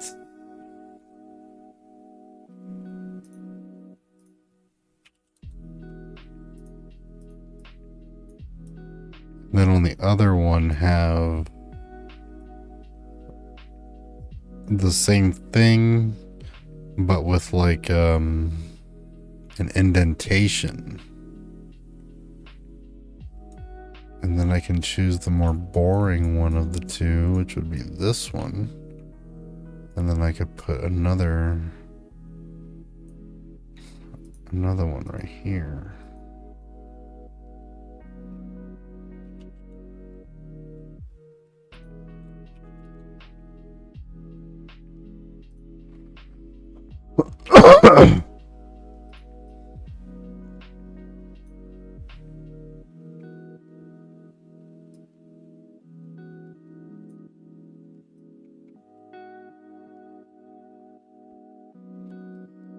Helps to tell a bit of the story.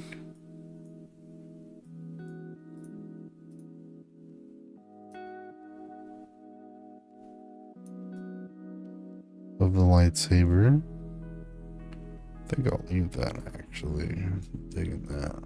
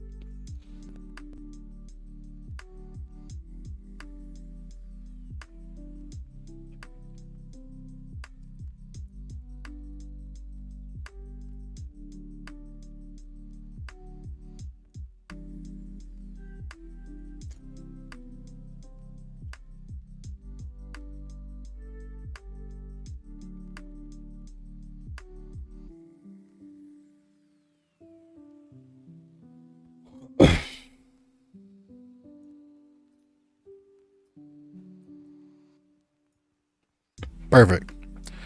All right.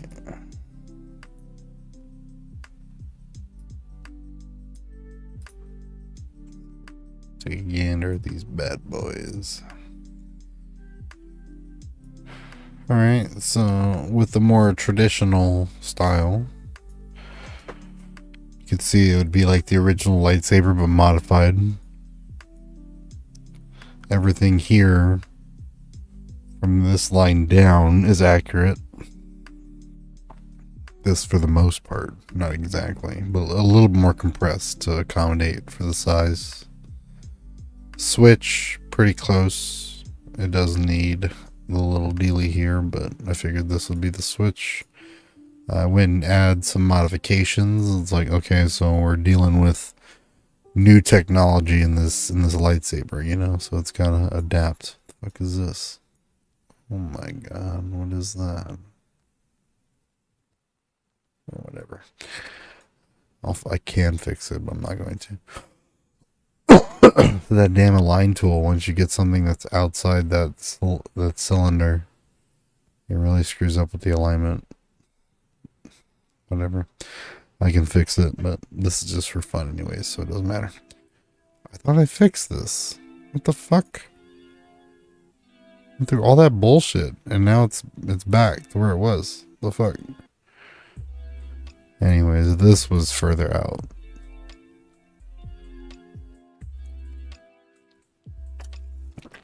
So those arrows had a little bit more of a gap on it. It wasn't this much, but it was enough to where I felt comfortable. The wire panels have been added. Those match up on both sides. And the rest is Luke Saber. These aren't beveled. They also need to be a little bit stronger bevel and softer. But I figured that this tip would be modified anyways, and I just didn't know how to modify it, so I didn't bother. Try to get the custom one on the Tinkercad deal, but I didn't know how to modify it, so I just kept moving.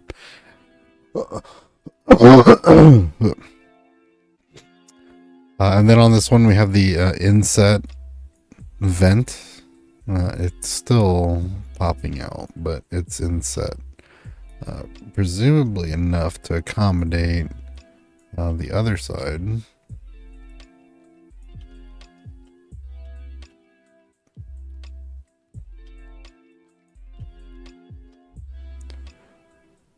Hello? Which is just your basic outer part. So, theoretically, in concept, it would rest in there and seal. Same vents, everything. And then the exhaust, when combined, it's like, because there's like an output. That's what like the idea of these are, right? So you have like a little bit of like output. When they're combined, then you have the side port.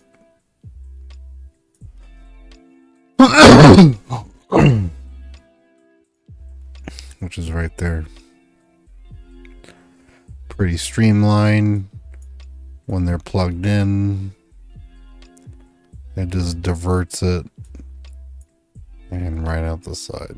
So there's only one on the outside, which is nice. It breaks up that symmetry, which, aside from Darth Maul, like, they all, you know, I mean, Ventress is pretty similar. They're pretty identical, but, you know, to have them a little bit different on each side is a little bit better, rather than have them identical. You don't want like a Cal Kestis situation where, you know, you just go to Disneyland, you can buy two of the same lightsabers and strap them together. It's like, nah, you want them to be like different. Like Ahsoka, you know, like her two sabers are different. They're the same, but they're different. That appeals to me more, rather than making two of the identical sides. I mean, if that was the case, we had that done in like 15 minutes, 20 minutes. But yeah, I like this concept. When they're together,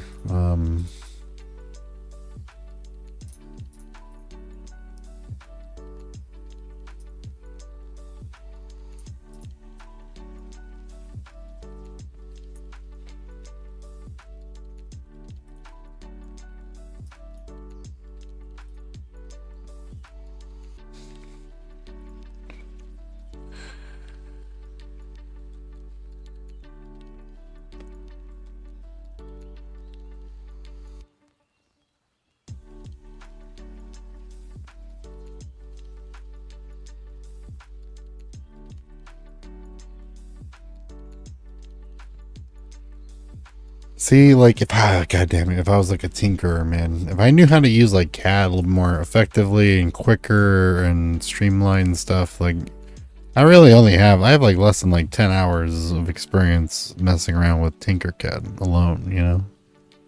Like, I don't have anything else. But if I would change this. I would make another one, a star formation, where they're rods that come in the same angle, and it's like a star formation, and you wouldn't tell if there's a break in the middle. It would just be like, you know, a nice star vent.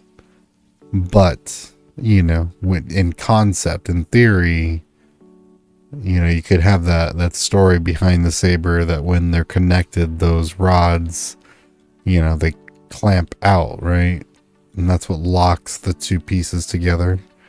And then it opens up this vent and diverts it to this outside one. See, like, if I like that shit. I don't know how. There is no career.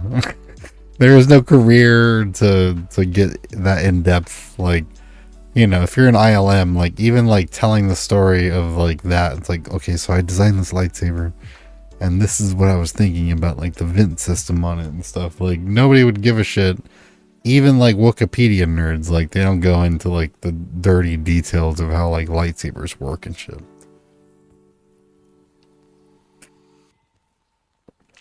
But that would be sick.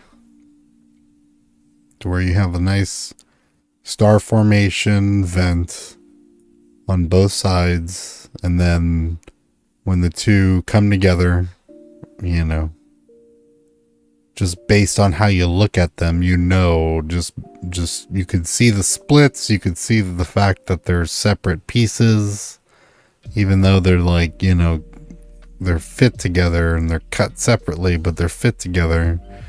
you can tell that when they're like put together, you know, like they separate, kind of like the tip of Ray's saber, where you can tell that those little flaps like go outward, you know, like they open up like a flower.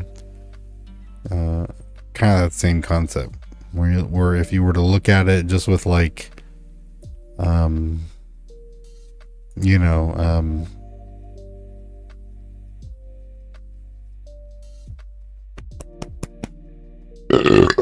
excuse me, fuck, yeah, with weathering and stuff, with thinned out paints and whatnot, you would definitely see that like crease in between the star, where it's like, oh, those things would separate, you know, like the rods may still be here and like pointed, but like that the mass section of that vent is open, and it connects the two sabers together and then feeds out this port. Like that would be like where my mind would be. But I don't have, you know, like I'm sure if I had like if I could go from like ZBrush to fucking, you know, Tinkercad or whatever, or ZBrush to some type of you know, Autodesk or what have you, then maybe, I don't know how any of this works. I don't know any of the limitations or any of the simple solutions or any of this shit. I just like the idea of being able to make lightsabers and shit. And I'd like to get to the point where I could be comfortable with going back to those old, you know, like the Old Republic or like the Qui-Gon Jinn or Episode 1 Obi-Wan, you know, that rounded, almost plastic look of the lightsabers, along with some of these little discs, you know, that vibe.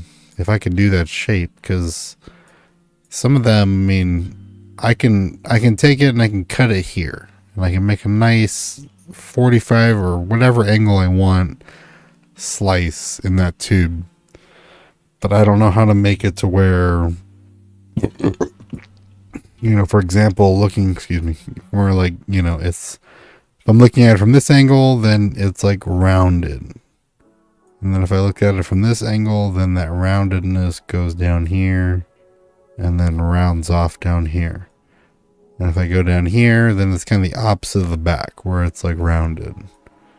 And then over here, it's the inverted version of the other one, where it rounds out and then comes back up and meets. You know, that nice, seamless, smooth edge that you would get. You know, it's like if you gave me a handsaw and some hand files and a pipe, then I could make it. You know what I mean? Like anything. If I had a cardboard paper towel tube, then obviously I can make it.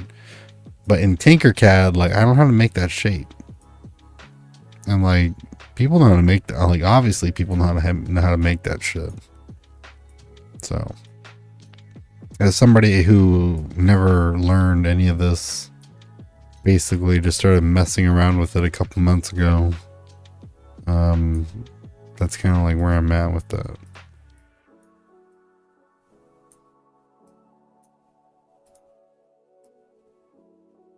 Wish I could do more. Not paying, because this is just like a stupid little, you know, not even a hobby. It's just like something I do because I'm bored and I like it. But whatever. There's that one. A couple of other things that I'm working on. Finish this actually. That is it for the Luke double-bladed lightsaber concepts. Get it pretty much lined up there. Oops. And back up here.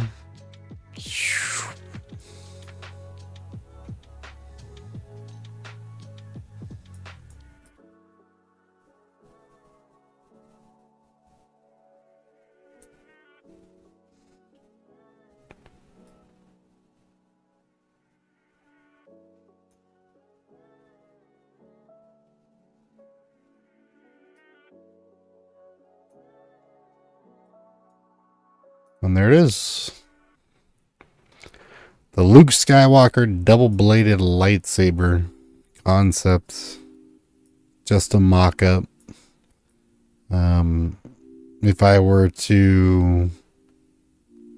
I mean, I'm not even going to talk like I'm a professional and shit. I'm literally just some dude who fucks with the shit. But hey, if I were to like actually try to make this legit to where I could print it off, then, you know, I may break it off into sections, like maybe here, here, and here. And then the same thing the other way around. And then probably do like a hollow innard, where you could go to Michael's and you can get like, you know, I don't know, like a 1/8 inch or 1/4 inch wooden dowel, and it would come into 2 pieces, and it would have the hole, and then, you know, throw some glue in there, jam it in, throw some glue in there, jam it in, line them up, let it sit, and then boom, you got yourself a nice double-bladed Luke Skywalker lightsaber. Other than that, then it would probably be, you know, having to resort to magnets and all that shit. I don't know. It's not designed to snap apart and go together. But, you know, as a concept, meh. I'm not going to say it's like amazing or anything. What the fuck's going on here?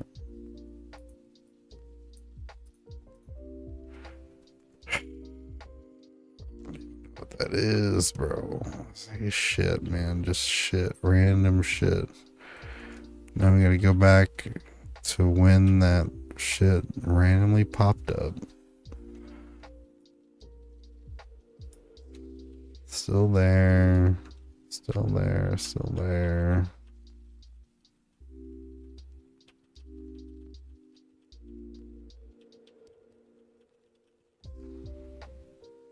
Well. It got ruined somehow, and it won't let me go back any further, so rip. Well, it is.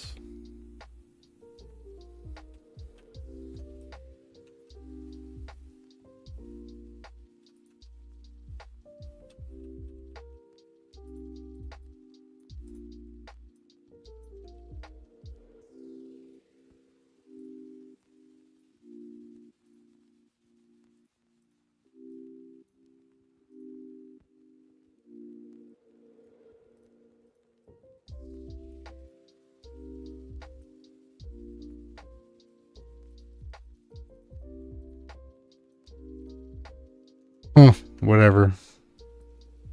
I don't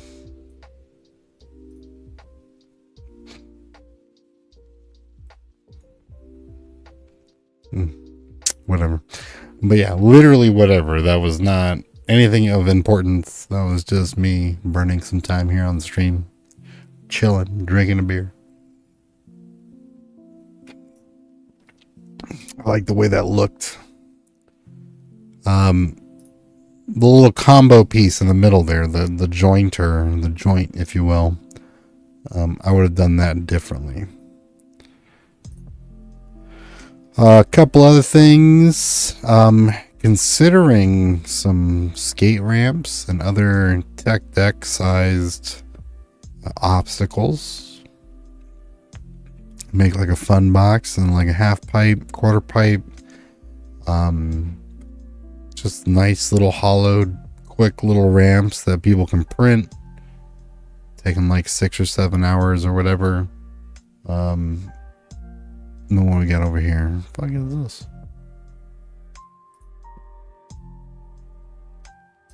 Is that all this is? No, it's not. So this is one thing that I'm working on. I got my other channel, Art Sans Talent.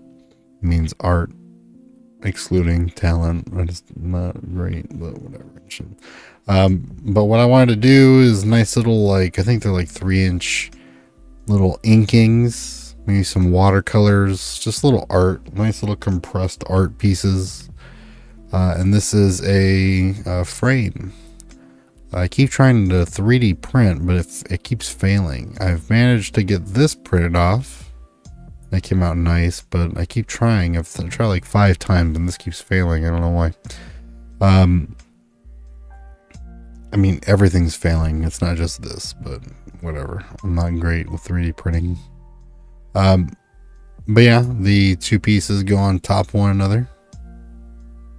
And, you know,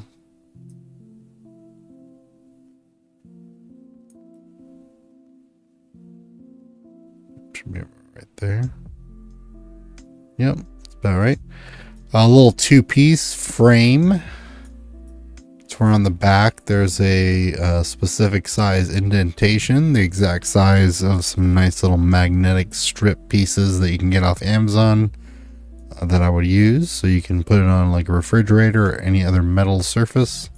And then I did this little like crevice or tunnel, which I did manage to get the excess material out of, so it worked. But you know, if I did like a Christmas series or what have you, or if people just wanted to hang it, they could run a string through here and they'd have a ornament for their Christmas tree or what have you. And then I got my, I'm not going to call it a logo, but just kind of like insignia, current insignia, indented in the back. That square is underneath so you don't see it. This is solid. So the nice crisp skull wearing the shades. That is not seen or anything. That's hidden because the artwork is on top and it gets trapped underneath the frame here, and that's kind of the point. And then these nice little squares set into one another. Just a little dabble of some super glue. Close them up. Lock away the art. I mean, yeah, it would be exposed, but all in all, edges won't be scuffed and you can kind of transport it nice and easily. And yeah, you got a nice little compact piece of art. And you know, I do a lot of strappling work, or I used to. I don't want to get back into it, but do some Christmas strappling with some Christmas trees, presents, you know, maybe like Christmas animals, snow, sledding scenes or what have you. That type of shit. And strappling is the deal where you like sketch a piece and then you go in and you dot like really crazy dots to give shading of whatever you're doing or outline. You can draw outlines, but really it's just about the dots. Wherever you want the darker the shadow to be, you do more dots. So, you know, I was planning on doing some of those. Probably have to wait till next year now, but, you know, some winter pieces, some snow, nice little moon, some trees, you know, and then maybe like a Christmas tree in the snow with a star on top or what have you. Just all done with a bunch of like millions of dots. That was something I was planning on selling on Etsy. But not sure if I'm going to do that this year. Working on a children's book currently, as well as a coloring book. No.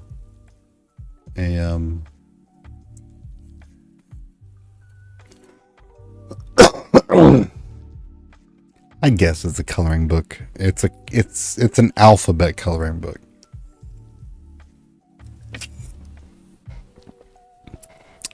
So, I mean, I got two nephews in the age of having to learn numbers and letters and words and stuff like that, you know, preschool. And then my son, which is, you know, he's a year and a half. And his cousin's the same age. And then we're going to have another baby here soon. So it's like, well, in the next year or two. So, I mean, a lot of kids around. So doing the kids books.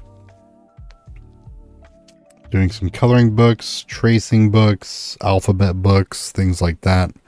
My wife's a teacher, first grade teacher. So, you know, some things that she uses in classrooms and stuff like that. I kind of just relay off to KDP, Kindle Direct Publishing, and sell my stuff on Amazon. Working on a Halloween book, trying to have it done by the end of the year somehow. really, really working on my watercolor technique before I get on, because I mean I have a couple pads of Arches watercolor paper, but the shit's like $40 a pad, you know, and there's like a couple dozen pages.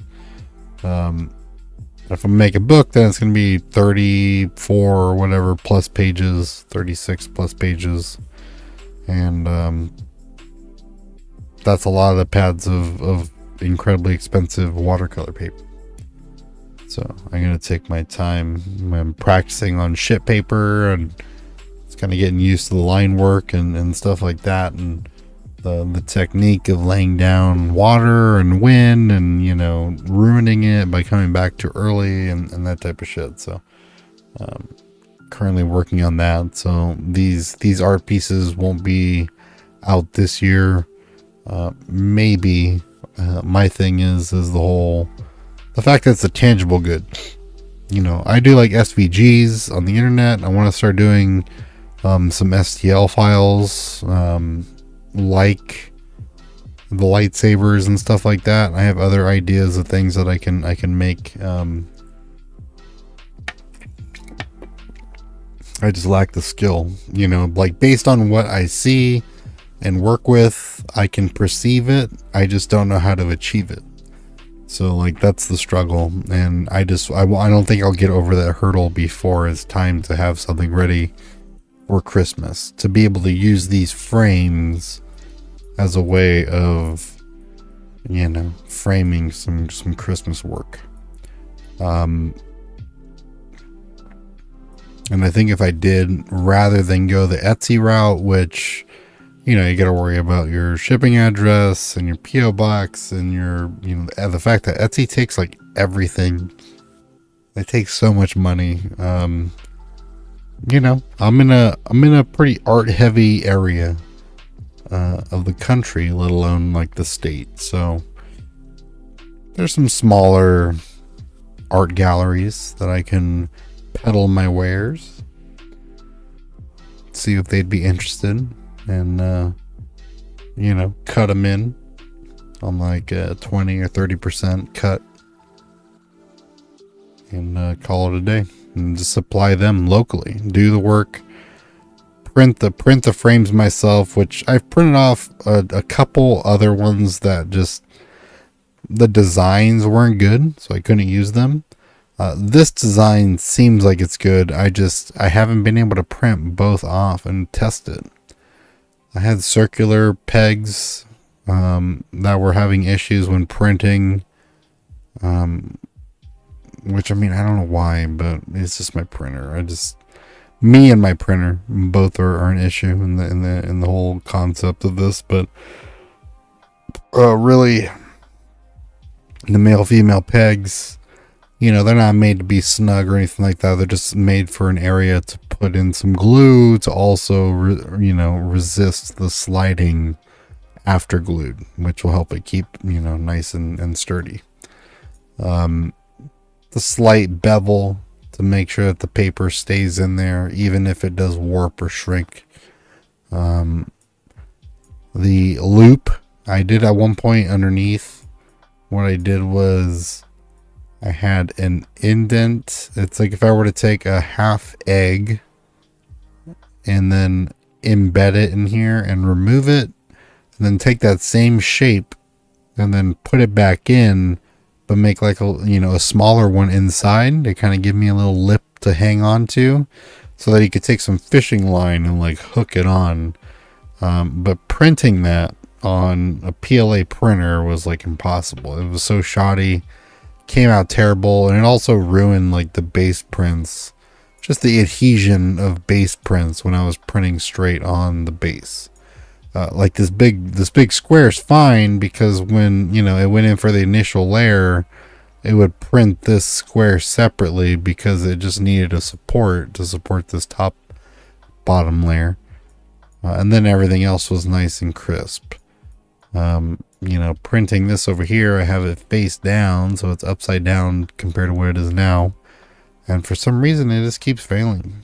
I can't get it to print. I don't know why. But like I said, there's other things. I don't know, just the printer I keep getting PLA curl. It just keeps curling on me, and I can't. I have no idea how to resolve it. Everything I see online is like, okay, well, that's not the issue, or that's not the issue. It's like I've tried higher temperatures, like suggested temperature for PLA is like 110 degrees or 210 degrees Celsius. So I've done like cleaning it. I've done like 230 to like clear it out, and then down. But like 205 is average. I've tried 200 was like standard default. I've tried 210. I was having issues with that. 205 is what I came back to. I messed with like initial layer speeds, initial layer densities, like thickness and stuff like that. I don't know. I keep getting fails. It's like you got the needle, right? And it's like this is the needle right here. And like the extrusion, like the filament comes out and it gets to like right here and it prints. But like mine, and even though I've done bed leveling as well as manual leveling with paper, and then adjusting the offset to make sure that everything's nice and tight, and I can see that it's nice and tight. I'll have the tip here, and the filament just goes and like immediately curls and gets like jumbled up, and then eventually some of it will catch on the bed, and then sometimes the bed will actually adhere the PLA. It's like I do vape when like the kid's not around and stuff like that in this room. So I'm not sure if like the vape in the air is like sitting on the bed, which I do wipe down with alcohol, alcohol and a rag every single time. Like I don't know if that's getting on the PLA or if it's getting on the bed. I have no idea. I did have a failed print at one point, which I probably should have let go longer, but I stopped the print and I thought it'd be fine, but I had the tip adjusted too low and it like embedded it into the mat. Because like the Ender 3 Neo, the Ender 3 V2 Neo has that magnetic mat, the extra mat that you put on it. It's very nice, but I had one where I did a single layer and it went around. I think I had the nozzle too low, and it basically like embedded it. It would not come off. I had to like chisel it out of the plate because the PLA was like so tight in there. And I got it off with a lot of scrubbing and like 15 hours of like coming back to it and leaving, coming back to it. But I did have to like use my edge of my bench scraper to just chip away at it and to get it away from the material, the bed. Now I've had a successful print since, but I've also had a lot more fails since. But the fails aren't necessarily coming like from the initial layer. It's coming from, after that, like second or third layer. It's not adhesion to the bed per se. Although I really wish I didn't have to worry about that, because for me to like get a good print, it's like I watch it, it's doing like a rounded, I don't know, rectangle or something or whatever, some funky shape that's rounded around the edges, and those edges just don't adhere. Like they snap away from the bed, and then you just got a straight line from point A to point B, which can get in the way of the actual print itself. So I catch myself like actually removing it from that area and timing it from when the needle is doing its outer layer, little perimeter. It's 3 or 4 layers of outer perimeter before it starts the print, and it's just butchering this thing the whole time. I'm watching it and I'm actually removing it and not messing with the bed or anything like that. I'm just very delicately like grabbing the PLA and removing it from the bed. And then when the needle dramatically makes the movement towards like the center, you know that it's starting to print itself, then I'll like snap away the excess filament. But it's like too much work, dude. And I'm not gonna say I didn't get my money's worth. And that camera is on. What the fuck? I gotta turn that off. Hold on.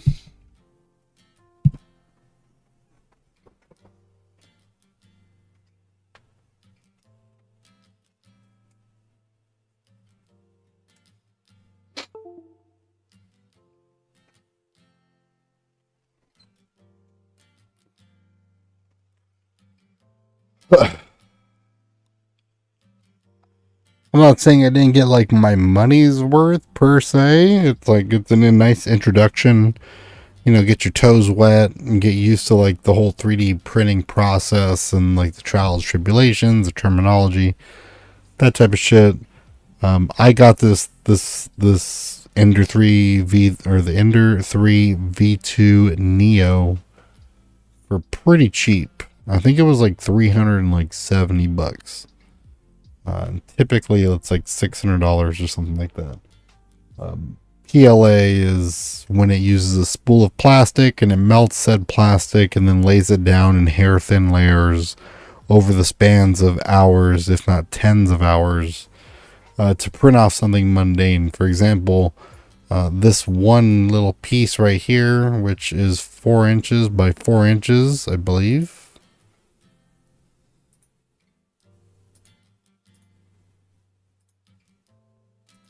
Yes, 4 inches by 4 inches, with the art being like 1 or something like that. Very thin. Very thin. Matchbook thin. This would take about 9 hours, 10 hours.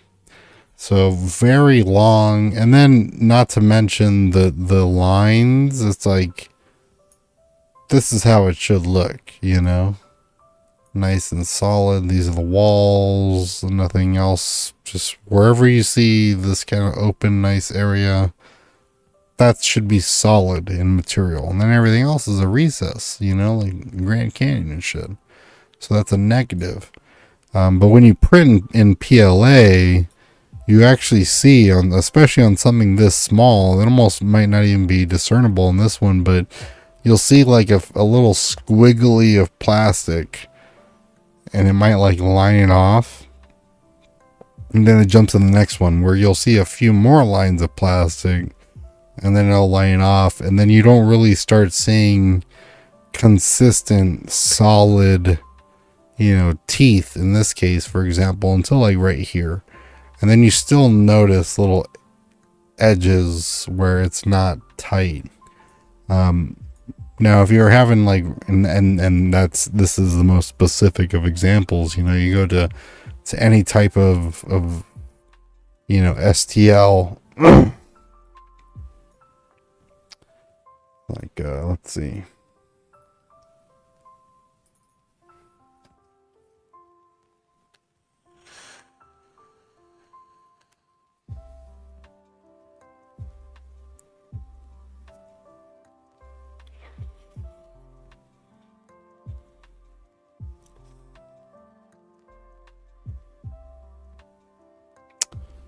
I'm just looking for something I have unzipped already. Let's see what this is. Okay. So this is Batman. Pretty bad. Very soft, sharp, you know, very soft edges. You want these details to be very sharp. Very, very lazy. Not soft, but lazy. Not lazy, but very soft transitions here, which you can make up with paint for the most part, but ideally you would want these nice and sharp. Like when you go to like, you know, Sideshow Collectibles, like all those details are very crisp and clean. So we're looking at this. So the blue is the supports, the red is what'll print, and then these little green dealies here are the actual layers that will show up. And very much so will show up like this, where you see these gaps, just where the filament didn't fill. It can't accommodate, it cannot successfully accommodate a nice smooth transition here. So you just got to deal with whatever, you know, these little strands of lines make it look like. So people come in here and they start messing with filler, you know, filler primer, that type of thing. But really it's a pain in the ass, especially when you get to the head. Like you can see like how dramatic that last bit is. You know, it's like if you're gonna like look at somebody's like bust that they spend much time like sanding and painting and doing all this, and they look up on top and you see these really nasty indentations, and he's like, it breaks the like the immersion, my immersion. It breaks the immersion because you can literally see the strands of plastic that's slowly printed off. It's like, oh, this isn't professionally made. This is just made in some 3D printer. Never mind. You know, like you look at Sideshow Collectibles, they're either using, you know, your time set resin, or they're using like injection mold. I don't know what the fuck they're doing, but it's all done to as much a specification as possible. So I digress. But yeah, this is my other little side project that I've been torturing myself over, is trying to get this together. Ideally, I would want it to just snap together. Let's say I got the holes to accommodate those two there. Started printing this, it failed, and I was like, oh shit, I gotta go do that, and I came back into that. But that's a thing. But you know, I want to get to the point where I could snap these two together and really feel it. But I don't think that just the shape in general is not going to accommodate a nice snap fit very well. Probably get in there nice and tight, and it's like, okay, that's good, but you're probably gonna need some glue to make sure that everything is on the up and up. So there's that. And my other lightsabers. This one was more of a modified Anakin. This one was just more of an experimentation, just trying to work with some of the gears and things like that. A little bit of an Anakin vibe, but also a little bit of like a Ahsoka, or you know, what is it? Jedi Council Guard, isn't that what they are? Or no, what are they called? Jedi Guards or whatever.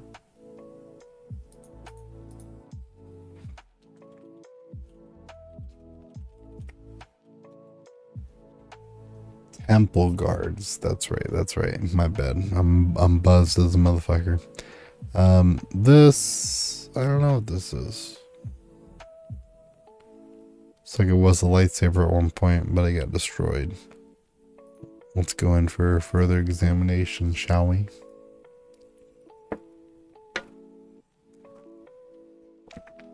Where am I?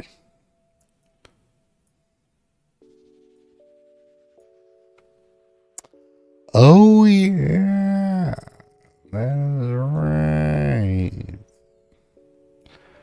Yeah, another saber. This was trying to go after that pre-Clone Wars era style, that Qui-Gon Jinn and Episode 1 Obi-Wan style saber. But really it just ended up being boring, for one thing. But also where I tested my little extra bits. I tested my like Vader saber. This is an alternate. This is a smaller cord and a bigger cord, so it can be mixed up a little bit. This is on the Anakin Saber. Not identical, but same concept. This is on the Anakin Saber and still somewhat reminiscent of a Vader Saber. That switch. The rest is kind of from Qui-Gon. It's kind of the vibe. This is also where I came up with not came up with, but made the design for the vent. And then kind of experimenting with, okay, what people actually started putting blades in here? Because like the idea was like, okay, so like some parent is in a grind, in a fucking spot. They got 3 weeks or 2 weeks till Halloween, and they need a lightsaber. $5. They could pick up a lightsaber, print it off, takes them a day.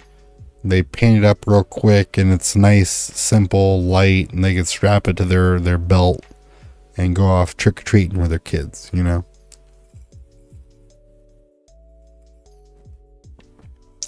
was like the idea. Not for people to like actually like duel with them. So some of the stuff I did today was kind of just like, yeah, well, how hard would it be to actually accommodate, that? And I did make that base, that custom shape to make the core. Supposedly this is the shape that wouldn't be needed. You can see it fits in pretty well into pretty much any saber. So I can just go and squeeze that in later.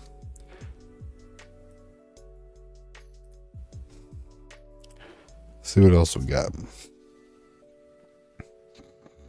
Here's the original. This is the one I printed off. It worked. I just this like wholeheartedly worked except for this. The stand did not work, but mainly because the angle. Actually, if I did it right, then it would have been better. But yeah, this is flimsy. The support braces, the holes, all that stuff. The only issue with this was that because my printer was, not set right, or it's PLA, I couldn't print it just like plastic, like if I could print these pegs and they came out just solid plastic and I didn't have to worry about it, i.e. a resin printer, then, it'd be easy clap. Game over. This is done. Underneath, I got the square cut out. This was something I accommodated and finally got it to work. It would work. This is also a thinner frame compared to the other one. Nice and streamlined. So I did prefer it. I have to change this triangle bit. This was supposed to go right in there, and then, if somebody wanted to set it on their counter, then it adds that, right? Hanging, magnetic, and then also, tabletop. So you have pretty much accommodation. This one frame can accommodate any person's need in regards to like showing off the work.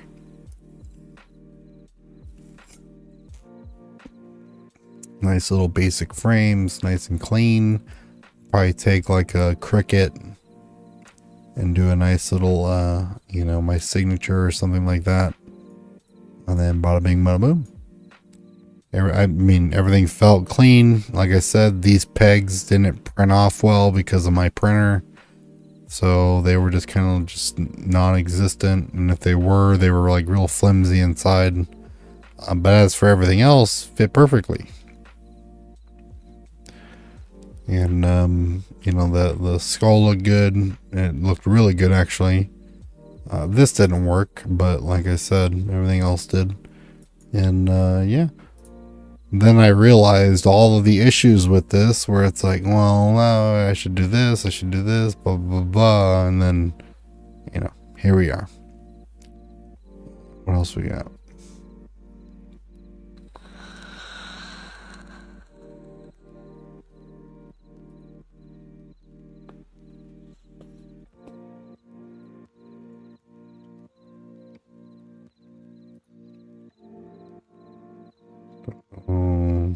that is.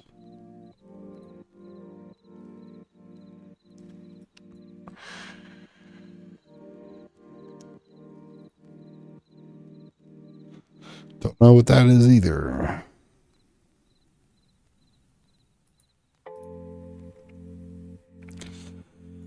So that is it. Best guess on these.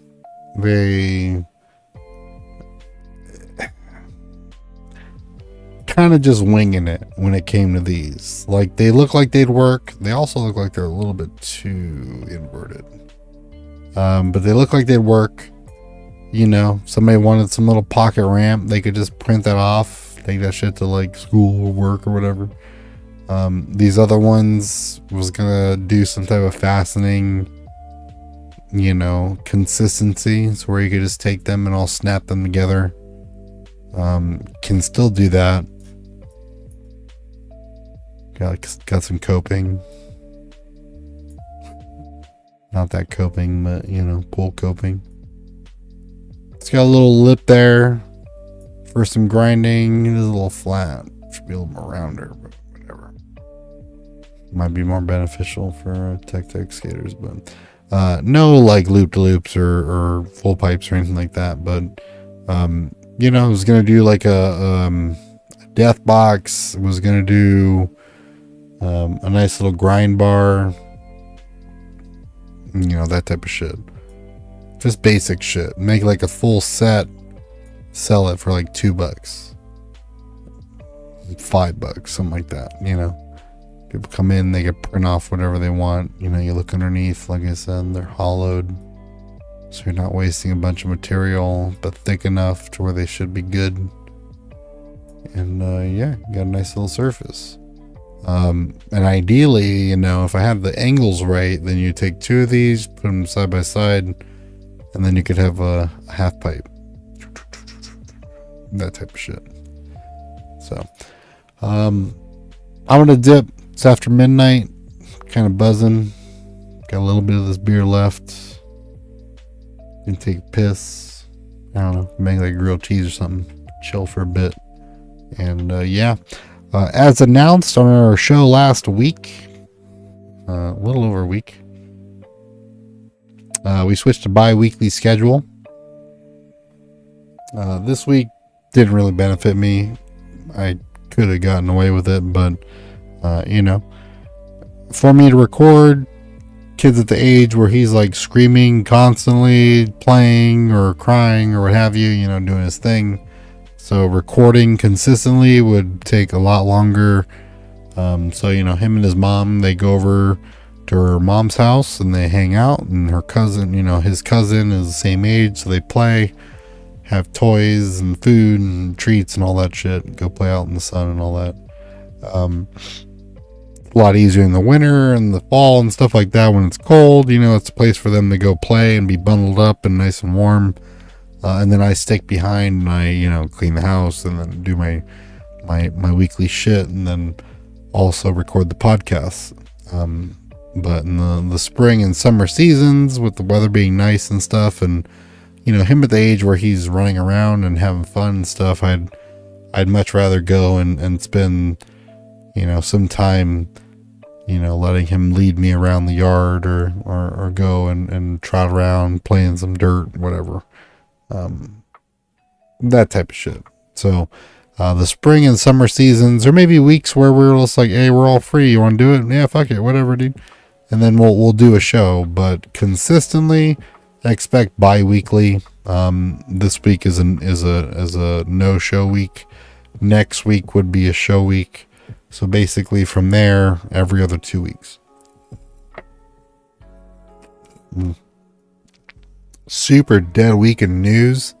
Like, there's gossip, but we're not a gossip page, you know? Like, leave that shit to IGN.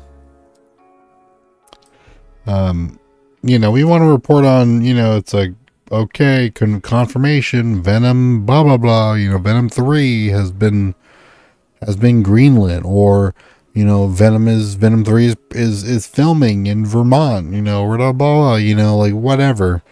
That's news. Not like Hugh Jackman makes comment in interview that suggests blah blah blah blah blah, and like that's all these articles are. And like it's easy to get caught up and realize or not realize that you're just being like fed bullshit, but really when you sit down and like look at these things, it's perpetual nonsense. Like IGN, Kotaku, all these outlets, they're just spewing out bullshit. I go by Variety, Deadline. IGN has some bangers from time to time. It depends on what they're reporting on, but certain outlets will work harder to get the story when times are slow, and some outlets will just make up shit to talk about. Then it's like all of a sudden it's like our top 5 Star Wars games of all time, and like our top 10 like Call of Duty games of all time, and it's like this is just filler bullshit. You know what I mean? Like it's easy to be misled and think that there's like, oh, there's news today, or oh, if they didn't post about stupid shit like that, there would be no interactions on certain days on things like Twitter and stuff like that, Instagram. There's just nothing to post on, like I'm sorting through all these stories. I've been drinking and streaming for the last few hours, so I might have missed some shit. I'm gonna go lay down and try to stay awake and go through the stories and repost them. And if I need to make some Instagram posts, then I will. But it's been a dead week. It's like, oh, Bradley Cooper says or suggests that he may be interested in returning as Rocket Raccoon. Blah blah. It's like, that's not news, dude. But like you look at the stories, and it's like certain days that's all there is. It's like it's maddening. So unfortunately, it's like I'm not starving to like have this shit like pop off. So I would much rather stick to a certain set of morals and guidelines to where we just focus on reporting on news, and we get people that want to watch it or, watch for the posts and like look at them and shit, listen to the podcast and watch the videos and stuff, because they're genuinely interested, not because they've been coerced. So, yeah, that's where we're at. I'm going to go ahead and call it there. Everybody stop by today. I appreciate it. Thank you guys for stopping by. Like I said, Nerd Chatter Podcast has moved over to a bi-weekly schedule for the spring and summer seasons. Spend time with our families and chill and shit. Certain weeks we may have some, the extra content, which would be, we break from that bi-weekly schedule. But as of right now, we'll have another show this upcoming Saturday, and then we'll be off the next week, and then back the next, and so on and so forth. So you guys keep an ear out. Again, thank you guys for stopping by. I appreciate it. Check out the most recent episode. I believe it's episode number 14, season 2. That is over there on YouTube, but pretty much every other streaming platform that you can find podcasts. So check that out. You guys take it easy. Late.